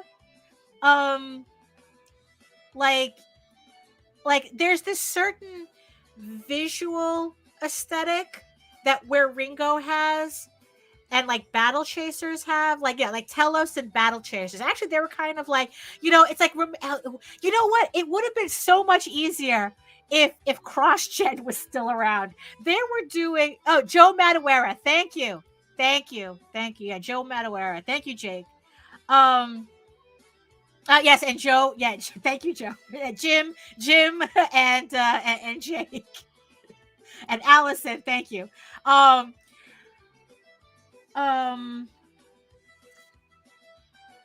Like there's a certain, because here's the thing too, because it's like, I would think part of that fan base is the artistic aesthetic too, kind of like similar to manga, right? Where it's like the fan base of manga likes a certain aesthetic.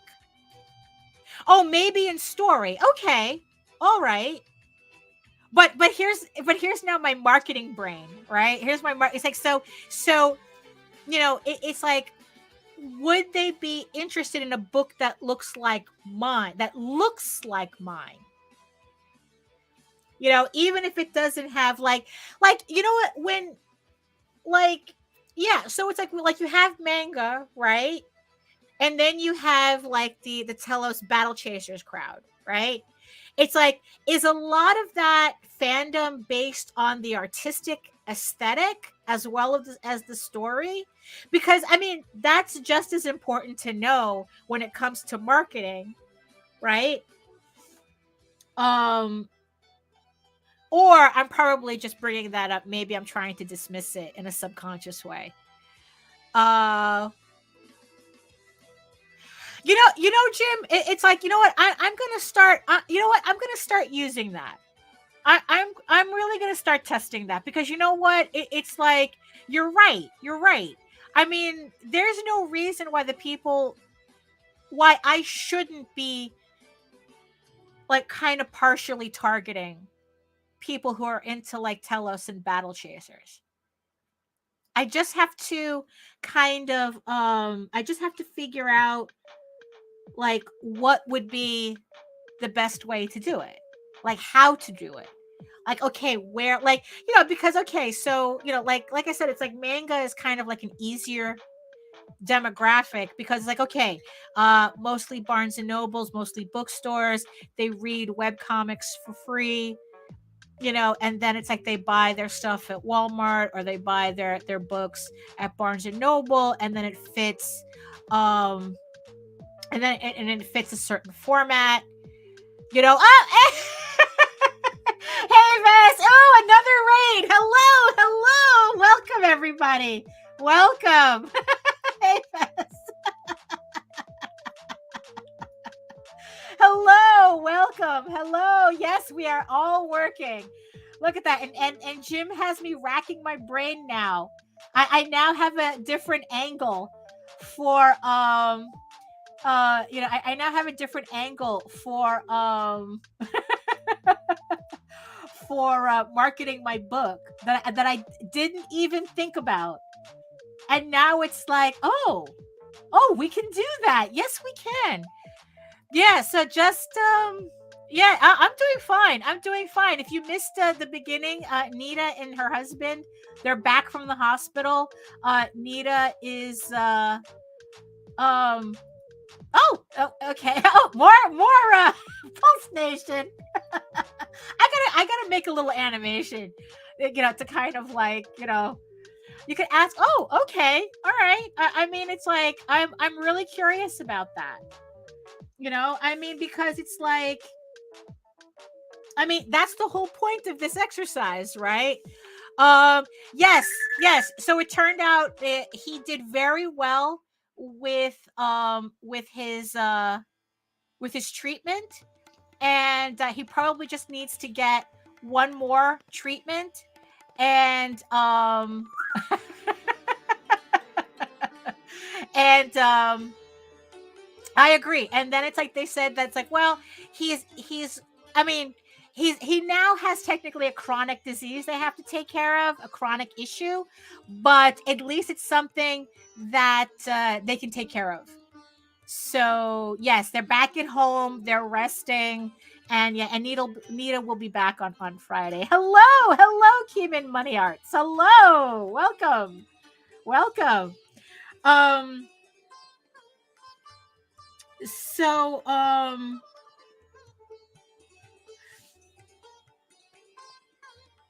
So, ooh, you know what? I'm really excited. I'm really excited. Do you have an art influence for this book? I mean, yeah, it's a lot of Wendy Pini, definitely.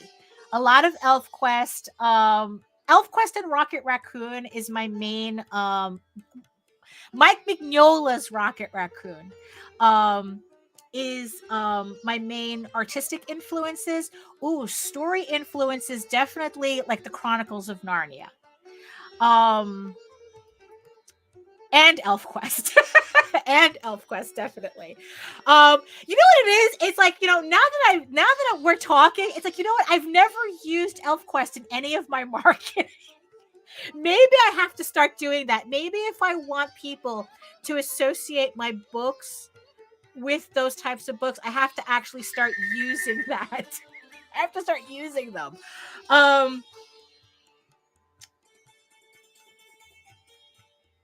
Yeah, it's like, yeah, you know what? It's like, you know what? Aren't we glad we did this exercise? Aren't we glad we did this? I know I am. Now it's like, now I have to go. Oh, hello. Thank you. Oh, I love the Twitch emotes. I swear to God, I love the Twitch emotes. I love it.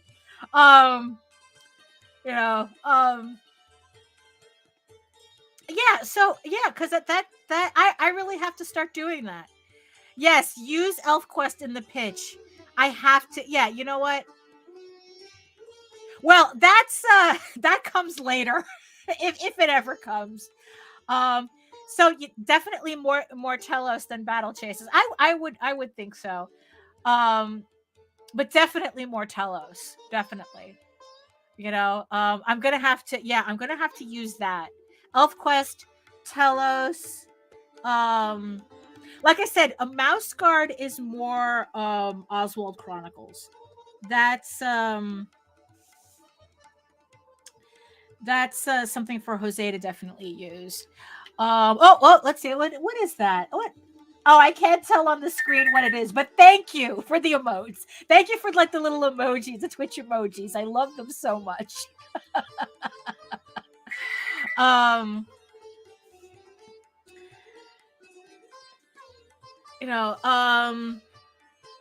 Yeah, I'm gonna have to. So here's the thing. So I said, oh, that's your lurk. That's your lurk. Oh, you're lurking. Oh, very nice, very nice. I really do like the Twitch emotes. Really do. Let me see here. Question: is part of your marketing for your curated audience based on your likes and influences for the type of books you create? You know what? It could be that might have been my problem. That I was like more concerned about, okay, this is the stuff that I like, as opposed to looking at what my audience might be into. Oh, snap. I know I should, Jim. Wow. Let's see. It's like it'll be either a great thing or give me a complex, so let's see. Oh, using comparison to other works as 100% translate to your work being the same. It's true. The idea, yeah, I mean, because that's what also a piece of advice that came up the other day too, where it's like the thing, like what you don't want to do, like, okay, let me throw something out here. Let me see. I asked if I see more people ask me about pro wrestling and such for prime time, then I mention it to them. Right, yeah. let's see. Oh, this is like the end with other books that are as used as exemplary. True. Happy eating. um, yeah, I know. I have to get over myself, Jim. I know. It's like that's the. It's like it's very hard. I mean, the imposter syndrome. Just although he did like my video about ElfQuest. Richard said that it was delightful. I did a video on ElfQuest being an influence, and Richard did call it delightful. So I would hope. Yeah. No, I really have to work on that, Jim. Everything gives me a complex. But going back, okay, so what the advice that was recently that I would recently heard, that you don't actually want to do comparisons, because what happens is, like, what if that person doesn't like the comparison that you made?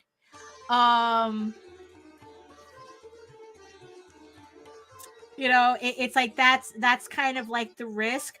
What they were saying is that don't mention anything to your potential audience that might make them say no. Which is kind of tough, because it's like, so it's like, but here's the thing though. It's like, that's probably why I missed the whole Telos angle, was because, like, I did, like, I'm only tangentially familiar with the book. I don't read a lot of mainstream books, so, like, I knew about Telos, but I never read it. I know that Jose has it in his collection somewhere. I'm pretty sure he does. So it didn't occur to me that it's like, maybe that's why I missed it, because I'm not familiar with the stuff that my potential audience is also reading, but what I may not be. And yeah, that's definitely something, especially since, I have, like, I'm working on, like, putting together my campaigns for the rest of the year for Kickstarter. And I think that those might be probably what I should do, is use the campaigns to kind of workshop the idea of, if you like Telos, if you enjoy Telos, if you, it's like how to make the comparisons without making comparisons. Yeah, that's how did it come up? Why isn't the comment coming up? Oh, is my mouse stuck again? Oh, okay. Oh, here we go. Yeah, it's like, comparisons isn't poison in moderation. Name writing is. Right. Yeah, there's a fine line. But you're touching on something comparisons do, and that's carbon dating your tastes and interests. So yeah, so that's going to be the trick. Like, how do I make these comparisons without putting off the audience? Because yeah, it's not going to be a direct comparison. Market to the genre. Okay. If it's okay, all right, yeah, okay, I could do that. So it's like,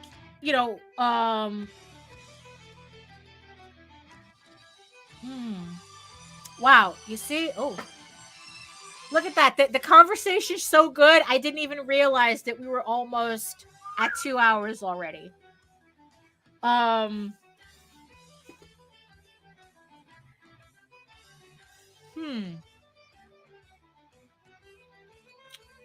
This is gonna have me like racking my brain for a bit.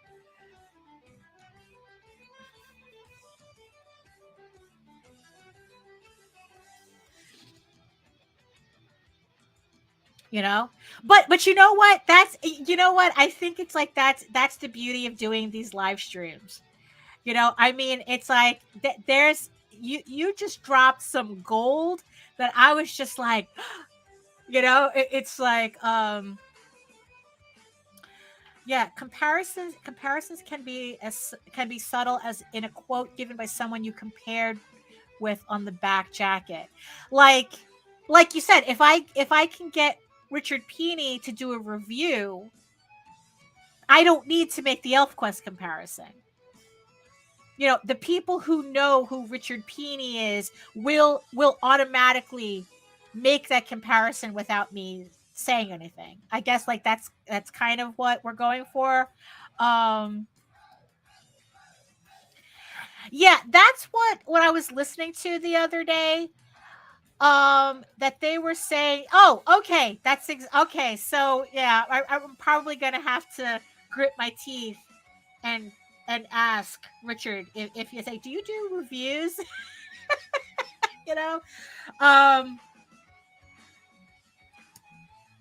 Would you review? Yeah, it's like, because that's also an interesting take too. Instead of making comparisons, get reviews. I'm you know what, and I am going to do a Celestial Pulse review. Because I was just I even have the books out, so it's like I'm going to read them again, so I can also do a video of that as well, because I enjoyed this series so much, and I want to talk about it. So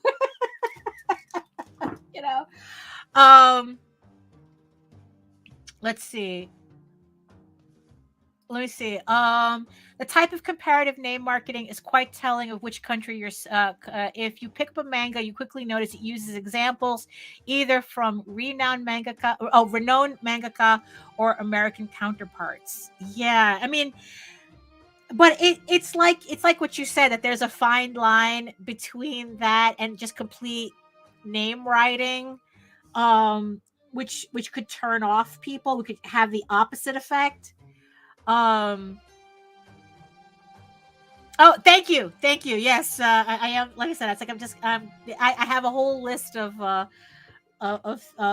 videos. I'm going to be making soon. But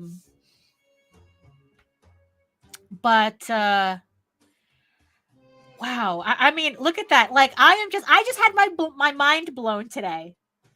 Thank you, Jim. I mean, I literally just had my mind blown. I mean, it's like, it's like the answer. Well, I mean, because in the end, it's like, look, marketing is a series of answers. That's all it is. And it's like, okay, now that I know this, what do I do with this information? How do I apply this information? Now that I understand that maybe I was thinking about this a little bit backwards. It was Allison, right? Oh, okay. So everybody, but you know what? The chat is gold. That's why you're all so sexy. That's why you're all sexy people. It's like there's gold in them hills. Yeah, I mean, it's like that's how I look at it too. That's why I was really considering reformatting. I mean,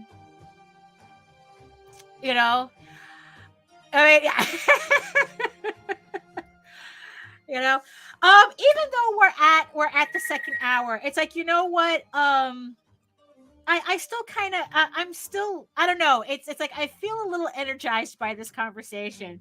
So what I'm going to do is I'm going to finish this panel, and wherever it the show ends, it'll end when I finish this panel. So, because it's like, there's a lot going on, and I don't want to, like, I feel like we have some momentum here.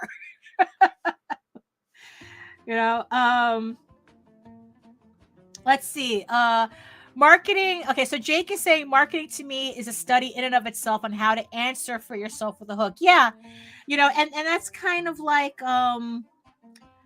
what I'm trying to figure out here. It's like, we know that Kickstarter works in a very certain way. I know that I know the type of work that I'm doing, and there we go. Oh, so go sculpt that Hellboy. Thank you so much for being here. Like I said, it's like, yeah, you had me thinking. You had me thinking. So thank you so much. Thank you, Jim. Thank you. I'm sure your sculpt of Hellboy will be gorgeous as well. Thank you. Thank you.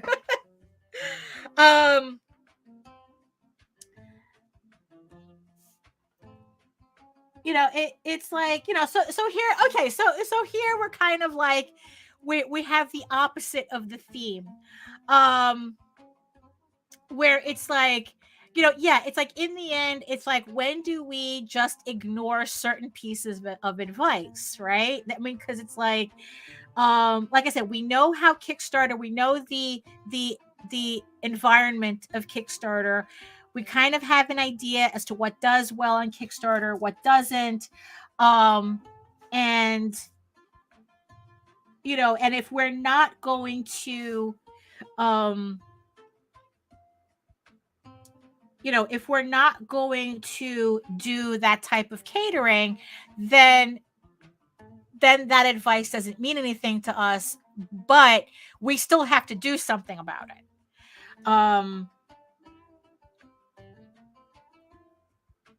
And now, thanks to the conversation, now it's like I have a completely different angle to think about, and now it's just asking a whole bunch of other questions. And here's the thing about the questions, right? So I was listening to something the other day where they were talking about, now the conventions are coming back and everyone's at conventions now. It's like, how different do we have to do our marketing in person? Like, how different does it have to be in person than if we were marketing online, right? And they were talking about something called the knowing smile, right? So what that is that it's how you talk to your potential buyer, your potential buyer at a convention, that elicits kind of like, not a familiarity, because you see, that was the thing that they had also said about the comparisons, that comparisons are not really recommended, and because if they don't like the thing that you're comparing to, you might turn them off. And the goal at a convention is to only make comments and ask questions that always lead to a yes answer. Because if you can get the person in front of you to say yes, the more they say yes, the more you're kind of conditioning them to say yes to buying your work, right? So Vess is saying, I don't understand variant covers and why people buy them. I wouldn't know where to start. Well, here's the thing.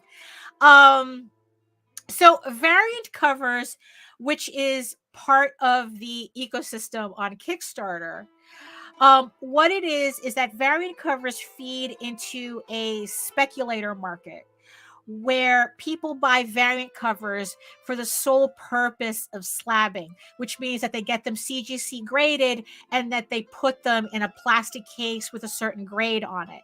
I actually have let me show you, because I actually have a Max book here that's,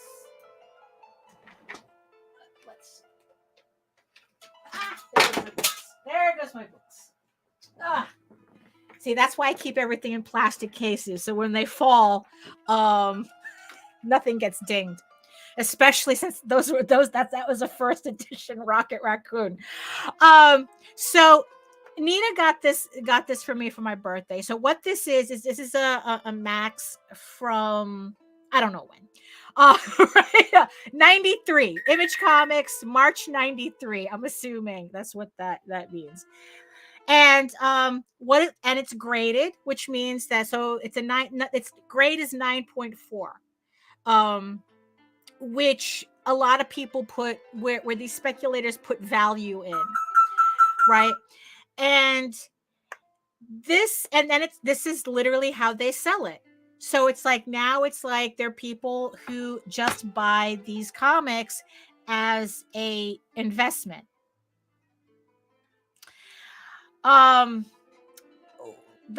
fact that I consider that incredibly dubious is a completely different conversation, but that could be for something else. But so the idea for variant covers is that they buy the variant covers to slab, to get graded, and then they sell.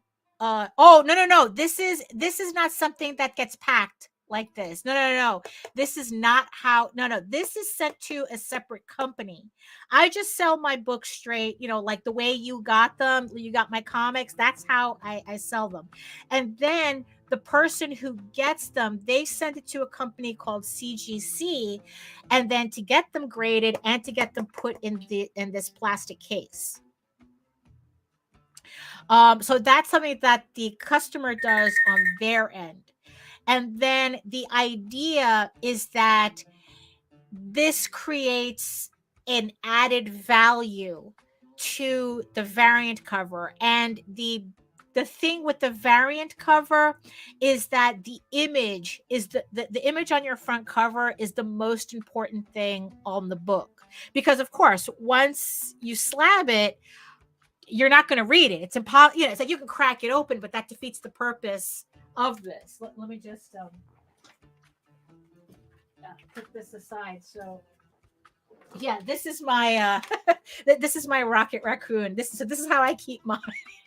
So I keep it in just a regular case, so that way that's why I wasn't concerned when it fell off the shelf, because it's like, oh yeah, that's why I have it in here. So for variant covers, there is a very specific type of variant cover that sells for this purpose. And the thing is, though, it either has to be like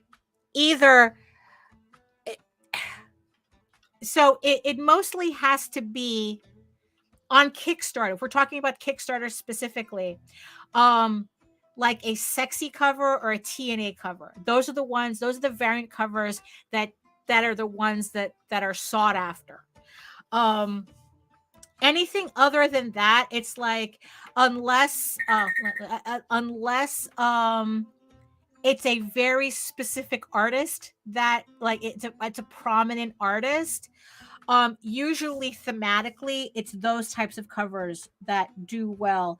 Like yes, and Alex Ross cover. If someone on Kickstarter got an Alex Ross cover, doesn't matter what was on it. The fact that it's an Alex Ross cover is what makes it collectible.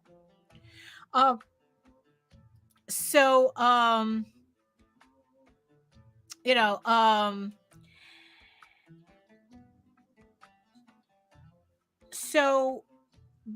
variant covers, I wouldn't recommend doing variant covers unless you're catering to that specific market for that type of artwork. That's the thing. You would have to do either kind of like risque covers or straight up nude covers, and I don't think those are the types of covers you want to do on your books. It's like I do it for my book because it's like I've pretty much established that that's where the book is eventually heading, and it's kind of like, but it's like, unless you're like you're purposefully catering to that variant cover market, like I said, which is extremely specific as to what they buy, I wouldn't bother with variant covers. If you were to do if you were thinking of doing them for Well, it's like, yeah, it's like, because if you're not doing the covers that would actually sell, it's not it's not really worth it. Like, there are certain types of covers that you can do easy, like variant covers you can do easily without doing the extra work. Like on my campaigns, I always have like a silver cover, I have the hollow cover. It's just changing the paper. And there are people who collect those types. Who collect those types, like, oh, it's a hollow foil. They like the hollow foil. You know, I like the hollow foil. But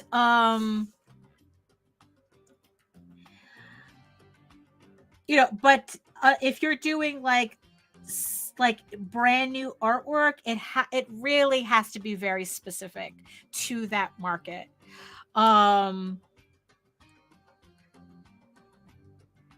In order for it to be kind of like worth your time. Like for the campaign that I'm doing for this book right here, The Unicorn King's Daughter, right? So like I said, it's a parody one shot. It has more adult elements in this book, right? So I have the regular cover, which I showed on Facebook. And then I have 4 variant covers, which were very, very specifically designed. Actually, no, 3 variant covers. No, 4. 4 variant covers that were very specifically designed. But the thing is, though, is that I designed them also because I wanted to do the pieces. You know, like I wanted to do these types of very sexy / erotic covers for my book. You know, so it kind of kills 2 birds with 1 stone. It's like, I know that people looking for variant covers, they're going to want to collect those types of covers, but also these are covers that I wanted to do. I'm not pandering to that audience. Like, I wanted to do these covers. So I wanted to do these images, and I really do enjoy how they're coming out. So I'm very happy with the way these covers are coming out.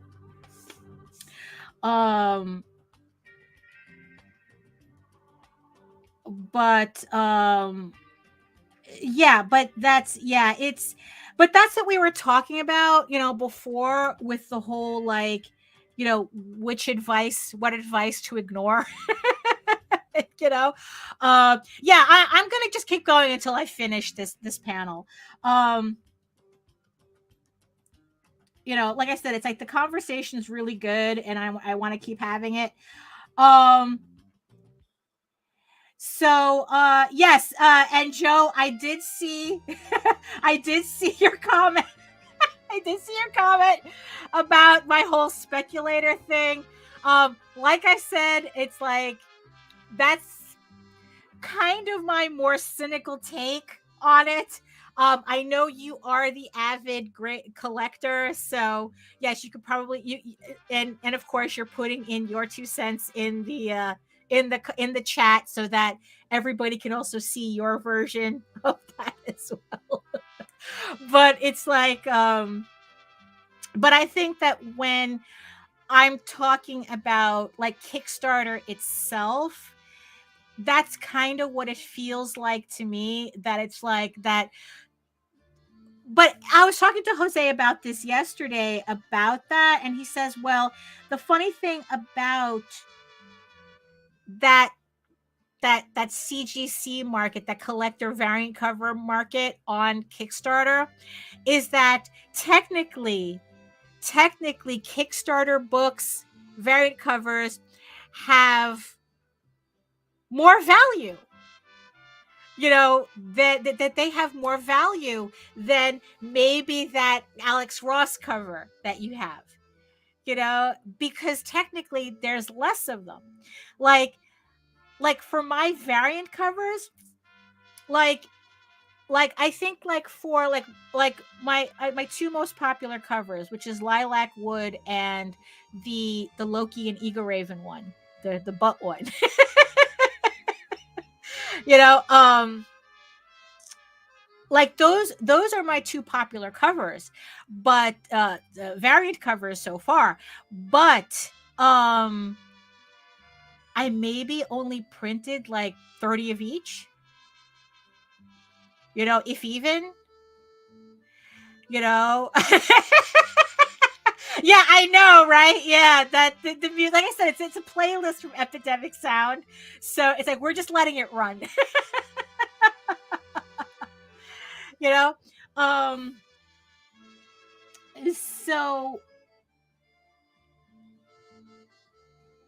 so yeah, so technically, if anyone had my book, any of those variant covers slabbed, technically they would be more valuable than any mainstream key issue that they may also have slabbed in their house, because there's only 20 of my book floating around, when I don't know, some Hulk comic there's like 30,000,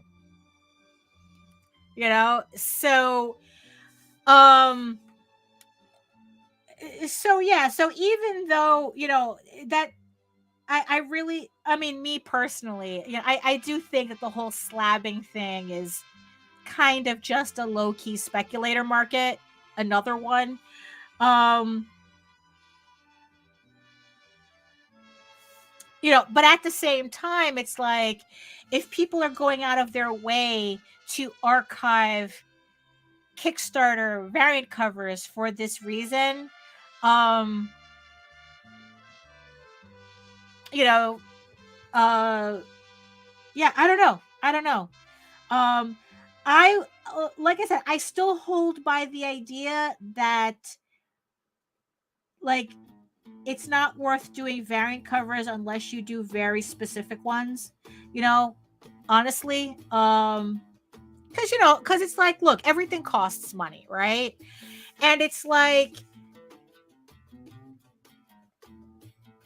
unless you're doing the covers yourself, all this talk, what's funny? It's like, all this talk about tacos is making me hungry.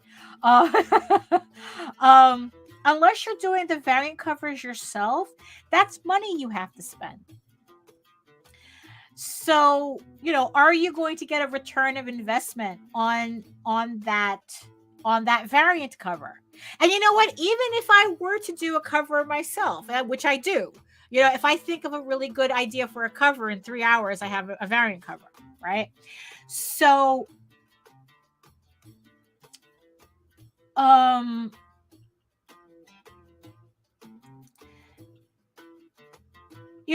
I still going to get a return of investment on it, of that time? I mean, that's still something you have to think about, even if you're doing it yourself, because, with all the work that I'm doing, I mean, I only want to do artwork that I'm going to enjoy doing. So again, it's like, I'm not pandering because I want this artwork to exist. Like, if I could show you the covers, you're gonna have to, you know what? House of Bob, we're doing an episode of House of Bob this Saturday. So if you want to see the covers that I'm doing for this campaign, you have to you have to watch House of Bob Saturday, 8 to 10 p.m. And I will show you the covers that I'm working on for this campaign, because I cannot show you these covers on this stream without risking getting into trouble. So if you want to see those covers, so even though on one hand I'm pandering, on the other hand, it's like, I want these images to exist. I want to finish these pieces, and I want them to exist. And I really like the way they're coming out. There's one in particular that I am like really, really shocked at how good it's coming out. And I'm just very excited. No, we're going to have Rob Multari this Saturday. We're gonna have, because he's gonna be, yeah, so we're gonna be talking about all our variant covers. Hold on. Oh, I hate that. I hate that. It's like I thought I was about to sneeze and it disappeared. I hate that. So yeah, so we're gonna have Rob Multari. So we're gonna be showing off his not safe for work variant covers for a Nightwolf. And I'm going to show off, I'm actually going to be working on one of the pieces, one of the variant covers for my campaign, and I'll be showing off the other ones as well on that on the show on Saturday night.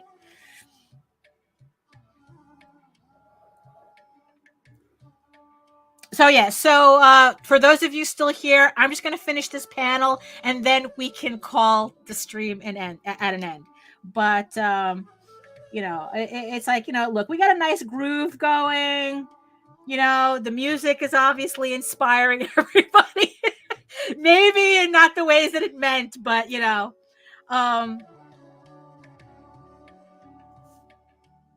and you know, I you know, so it's like, yeah, why cut it short? So yeah, so I'm just gonna just keep going until I'm done with this panel. You know, yeah.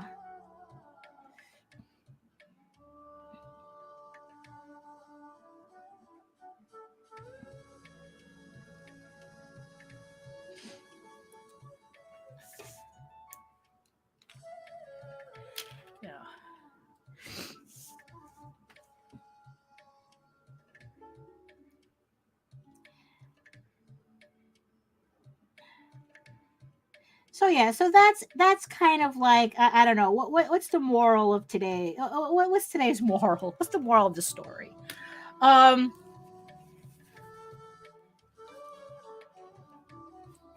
Okay. Well, this is more of a House of Bob question, but I'm pretty sure we can answer here. Can you discuss why not safe for work is a niche thing? I don't get it. We have hentai and like comics for years. Why do we need this label in modern day?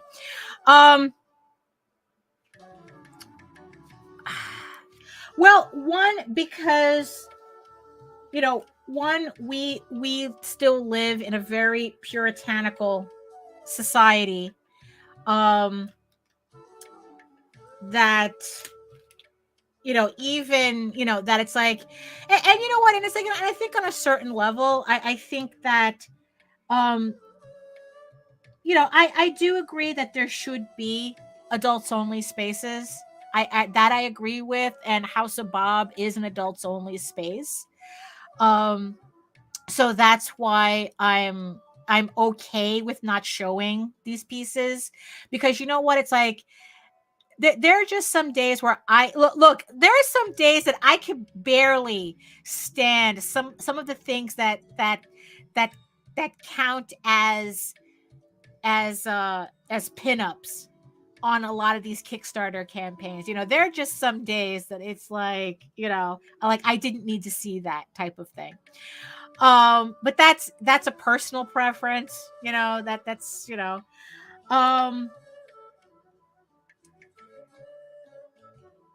you know, I mean, that's, you know, I mean, that's kind of, you know, it's like, yeah, it's like, yeah, it's like, you know what, even though there are adults in this space, this is not an adults only space. You know, like, especially since we're broadcasting to Twitch too, which has a younger demographic. And it's like, but you know what? It's like, you know, not everybody wants to, like, out of the blue see something not safe for work on a stream where they thought that, you know, hey, I wasn't expecting that, you know, little heads up, right? And it's like, you know, and you know, but on House of Bob, because it's an adults only stream and you have to log in and whatnot, I think it's fair game. You know, now the problem that I have is that that even, like the whole thing about, like platforms restricting what I can, what I can show, what I can sell, even if I market as adults only, like MailChimp, it doesn't allow, I'm not allowed to advertise adults only material on there. But the thing is though, their things are so vague that maybe it could mean something, maybe it couldn't, type of thing. um I was pretty much chased off of Patreon. One of the moderators, I guess, got a bug up their ass about one of my images on an adults only account, marked adults only. And they got, and after that, it's like, I can't have, it's like, look, once you're targeted, you're always a target. So I just took my stuff off Patreon, my adult stuff, off Patreon. I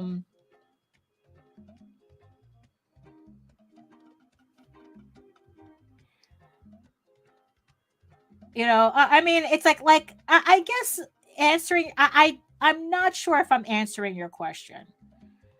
I mean, it's like, look, it's like, I remember when anime was first coming in to the United States, and hentai was, the hentai shit was the first stuff to come in. Shit, we were doing La Blue Girl, right? And I remember like the first anime conventions, right? And the demographics back then were incredibly different, complete opposite of what we have now. What's at an anime convention now. And so you're talking about anime conventions were like 40-year-old dudes selling pornography in the open. Like, you couldn't go to a convention. Like, I remember like the early anime conventions, and they would have the monitors, the TVs, CRTs, mind you. They would have them up playing fucking Eroska Doji in fucking public at an anime convention. And it's like, that's, what? It's like, look, it's kind of like, 42nd Street in the 70s and 80s. Where it's like, like all the porno theaters and whatnot, and it's like, it's kind of grimy. And it's like, look, and they're just they're just like, I don't want to see this shit everywhere. They're just, and that was kind of like anime conventions back in the day, where it's like, it was really grimy. Every other table was showing pornography, was showing hentai. And it was like, it's like, who wants to see that shit all the time? And then of course, as as these anime companies started getting in on it, and because before, you had to depend on these grimy ass 40-year-olds going to Japan, buying all this stuff, and then coming back and selling it in the United States for a ridiculous markup. Where it's like, like the Japanese books that I'm buying now, the Japanese art books that we're talking about, like, I'm paying cover price, essentially cover price plus shipping on them. Are they cover price? I don't know. I haven't looked. Let me see. Like this. Okay, so let's see this book right here. Let's see. Oh yeah, absolutely. I'm not paying cover price for it because it's 1900 yen. So it would be like $19, $20, $21. So I think I paid like $40 something for this book. But it's coming, it's with shipping and everything, but like I remember these guys would buy these books, like say at the time this book cost like $5 and then they wanted like $100 and something for them at a convention. Like the markup would just be ridiculous, you know? Like I don't know, and it's like, you know, and then once anime companies realized that they could be tapping into that market, and they put all those guys out of business. I don't know, did I answer your question? I don't know if I answered your question. Now it's like I'm just kind of like talking randomly about you know, it's like, yeah, it's like, no, I understand it when people say they don't want to see that shit all the time. You know, I completely do. You know, there's a time and a place for everything. Like there's a reason why conventions got rid of booth babes, and you know, it's like I remember also like old school furry conventions, like, you know, would be very heavy pornographic centric. And it's like, and even with all the post-its and everything, it's like, oh, I don't want to see this shit. You know, I mean, I don't know. Did I answer? I don't know if I'm answering your question at all. You know,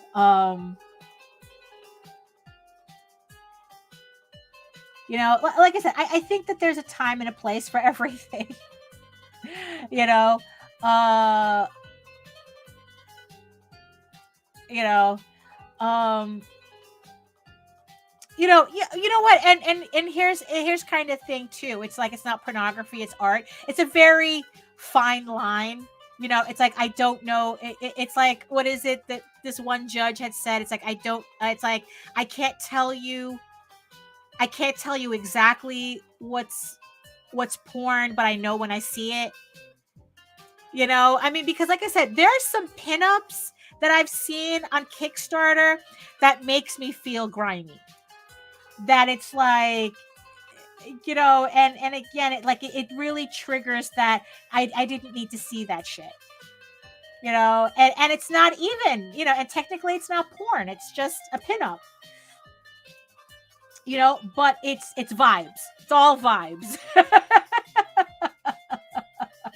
Okia Fern, I saw the photos. Yes, they were doing weird shit at furry conventions, and I saw the Polaroids.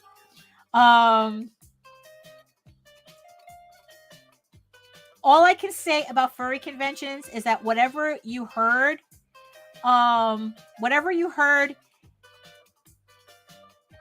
it's true. That's all I can say. I said, whatever you heard, it's true. You know, oh, right. See, I think that this playlist is rather inspiring. Look at all the imaginative things that people are thinking about in the chat. You know.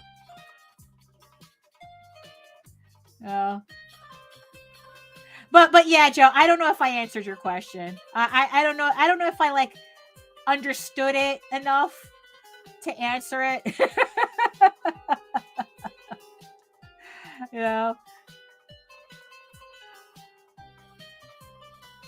But you know what, it's like, look, I don't have a problem segregating my adult stuff. I really don't. You know, me personally, I don't.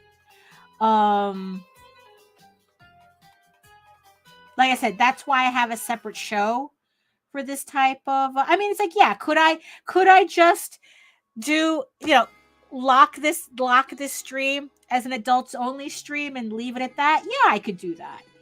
You know, but I think it cuts off a lot of people that I also want, you know, to share my work with.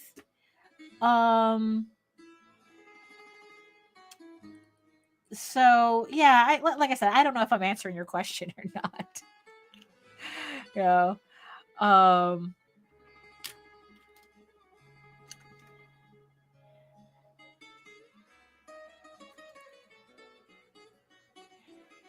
you know, so, oh goodness, at least at least I feel like I made some real progress today. It's like I get like these panels, this row of panels done, and then I can go back to trying to force myself to finish coloring the Tall Tales pages that I was working on. Like I said, I'm having a really hard time getting through the last 12 pages. Like I'm so close to finishing it. And then it's like, oh, here's the roadblock I always get to when I'm almost done with a project. And it's like I just find myself slowing down. But hopefully working on this page, kind of like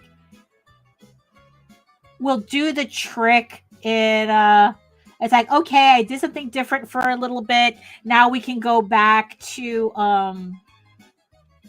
to working on what we're supposed to be what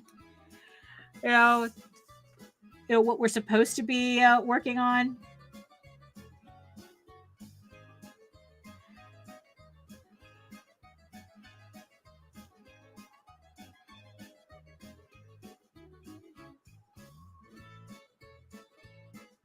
Yeah, so yeah, but I'm really happy with this project. And you know what? And in a strange way, right? So this project is my way of like taking advantage of the ecosystem on Kickstarter. It's technically my TNA book. But it's a TNA book I'm having fun with. So, again, it's like I can't force myself to pander. But if I can actually come up with a project that I'm having fun with and pander at the same time, why not? Why not?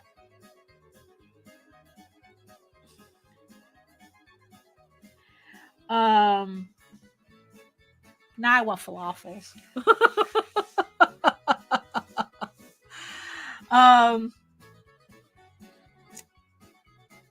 So yeah.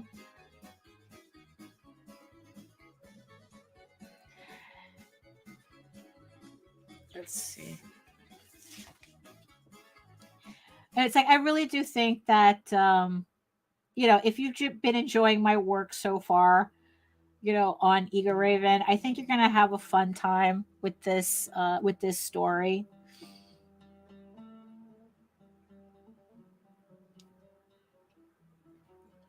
So I'm really looking forward. So I'm really happy that I'm making some progress on it. I want to finish this next month. Want to make sure that I finish it next month.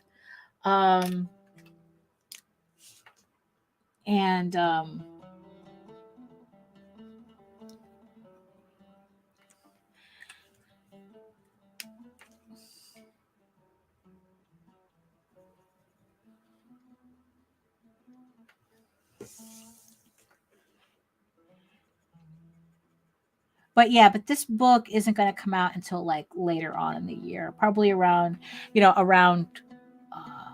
fall.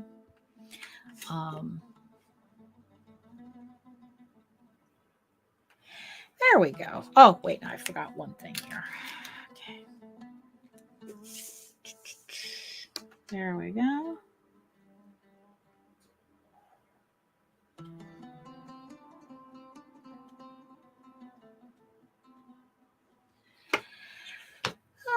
Okay, so there we go. So there's my there's my 4 panels. There's my 4 panels. I'm very happy with the way they came out. I actually really do like the way they came out. My inking is very nice today. It's very, very, very nice today. So, yeah, that's gonna look really good in color. So yeah, so this is pretty much what I have so far. It was something. It's something. you know. Okay, so let me okay, so I know we all enjoyed the music playlist, but I think it's time I think it's time to to wrap this up here. So let me put my tape down here. Yeah, it's like, oh, look at that. It's like I spent, I was able to not have this wire showing the entire time, and then afterwards it's like now I have this wire showing. So all right, so here we have it. This is what I have so far. I have like these. I really do like the way these panels came out. So, definitely, it was worth spending the extra time, right? It's like like we were having a good time. So like I said, so okay, let me just switch this over. So, oh yeah, that looks good. So I just switched. So I just switched the monitor. So yeah, no, that's looking really good. I like the way that came out. That's coming out. So I'm very happy with it. This is going to be a nice looking page, a nice looking split page, set of pages of the when it's done. So I really can't wait for everybody to see this project. Honestly, I can't wait for everybody to see all my projects. I'm very, like I said, I'm very happy with how the Gabby story is coming out. The Tall Tales color book is coming out. It's like, EGORAVEN's on that roller coaster. I can't wait for you guys to see the next issue. This book is going to be a trip. It's like, like I said, it's like if you want to see the variant covers that I'm working on, House of Bob on Saturday from 8 to 10 p.m. Eastern. I'm going to be working on the covers, the variant covers for this for the campaign for this book, if you want to get a sneak peek on it. So let me just switch over here. Oh, there we are. So let me just. Oh my goodness. So yeah, wow, we're almost closing in on 3 hours. Jesus Christ. It's like you know what? Maybe doing such a long stream isn't as difficult as I think. But you know what? It's like, let's not make this a habit. But like I said, the conversation was just way too good to just stop it in the middle. So it's like, but that's why I love my chat. That's why if you're catching this on the replay, make sure you check out what the chat is saying as well, because like I said, there's gold in those hills. I mean the whole thing with Telos and like really all kind of like realizing that there's probably another way for me, like another angle to the marketing that I've just been like obsessing on.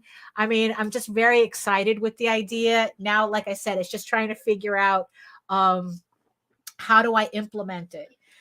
Who do I talk to? How do I implement it? How do I, oh my God, do I really get Richard Pini to to review my book? It's like oh my God. But that's that's what it is. That's what it is. So okay, so where is my stuff here? Okay, this and this. Yeah, okay. Yeah, I mean, look, I'm sure everybody has stuff to do as well. I still got I guess I got more mundane things like laundry to take care of. But like I said, at least I got some inking done. Probably I'm going to finish this character tonight, so that at least I have this much done on the page, so that it's like I can just put it away and then go back to coloring, and then just continue that process. Let's see. So where's my stuff? Yeah. Really. Okay. So yeah. So just remember, Saturday, we're going to have Rob Multari joining us for House of Bob, the adults only drawing live stream. Nita will be back as well for that. Like I said, I'm really happy to have her back. I'm really happy that C is at home resting where he should be. And it's like I said, it's like it's we're kind of back to normal. It's a new normal, but at least we're back to normal. So yeah, so House of Bob, Saturday, 8 p.m. to 10 p.m. for more adults only artwork and conversation. You're going to have to be logged in and age verified in order to watch the stream. But it's a lot of fun. We have a good time. We have a lot of good conversations. We're going to see a lot of good artwork. So so make sure to join us for House of Bob on Saturday, 8 to 10 p.m. Eastern. So thank you so much, everybody, for joining me. Thank you so much to everybody in the chat. Yes, have a great night, everyone. Thank you so much to the 10 people next to my eyeball on the screen. Thank you so much for sticking out with us for almost 3 hours. 3 hours almost. No, we're not going to make this a habit, but thank you so much. Okay, more like 2 hours and 45 minutes. But thank you so much for sticking it with us. I hope you had just as much fun on the stream as I did. Like I said, there's gold in that chat. So thank you so much. And thank you so much for Allison and Jim, especially for putting my train of thought on this new track. It's just something else for me to really, start thinking about. So thank you so much for that. Yes, if you are interested in seeing more of me and my artwork and all the campaigns that I'm doing all this artwork for, you can head on over to my main portfolio site at egoworks.com, EGOWORKS, where you can find links to all of my social media sites. You can also see them here, but I mostly post to Facebook. If you're interested in seeing sketches and current work in progress and any real-time updates that I may be having at the moment. And don't forget, you can also check me out here on YouTube at my channel at Daphne Lage, Lager, which also simulcasts through the Indie Comics Network. So make sure that you like, subscribe, hit the notification bell so you get notified whenever any and all of my videos go live.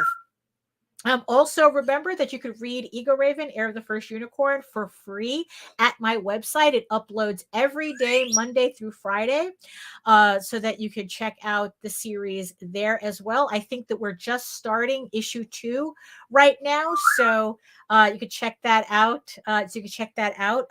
So when the next campaign comes along, you could be kind of caught up with what's going on. So you can read that for free. But if you prefer your fantasy to be more of a furry Lord of the Rings type of adventure, you can follow the link over to Tall Tales, TAILSonline.com, and not only read the first 20 issues of Tall Tales for free, but you can read the current story arc, Tears of the Mother, which is also uploading every day, Monday through Friday as well. So it's the direct continuation of the Thieves Quest story arc. So you can catch up with that as well. Also, don't forget to join us on Friday at 11 a.m. on the Rage Into the Vlogs show. Nita is back and I will be celebrating. So make sure you join us at 11 a.m. Eastern on Friday. You can check us out there as well. So thank you so much, everybody, for joining me on this extra long live stream. I hope you enjoyed it. It's like I don't have pretty much any quippy ending for this. So pretty much all I can say is thank you. Have a great rest of your day. Have a great rest of your week. And I will see everybody next time. You really want to know my process? Absolutely. Usually starts with a holla.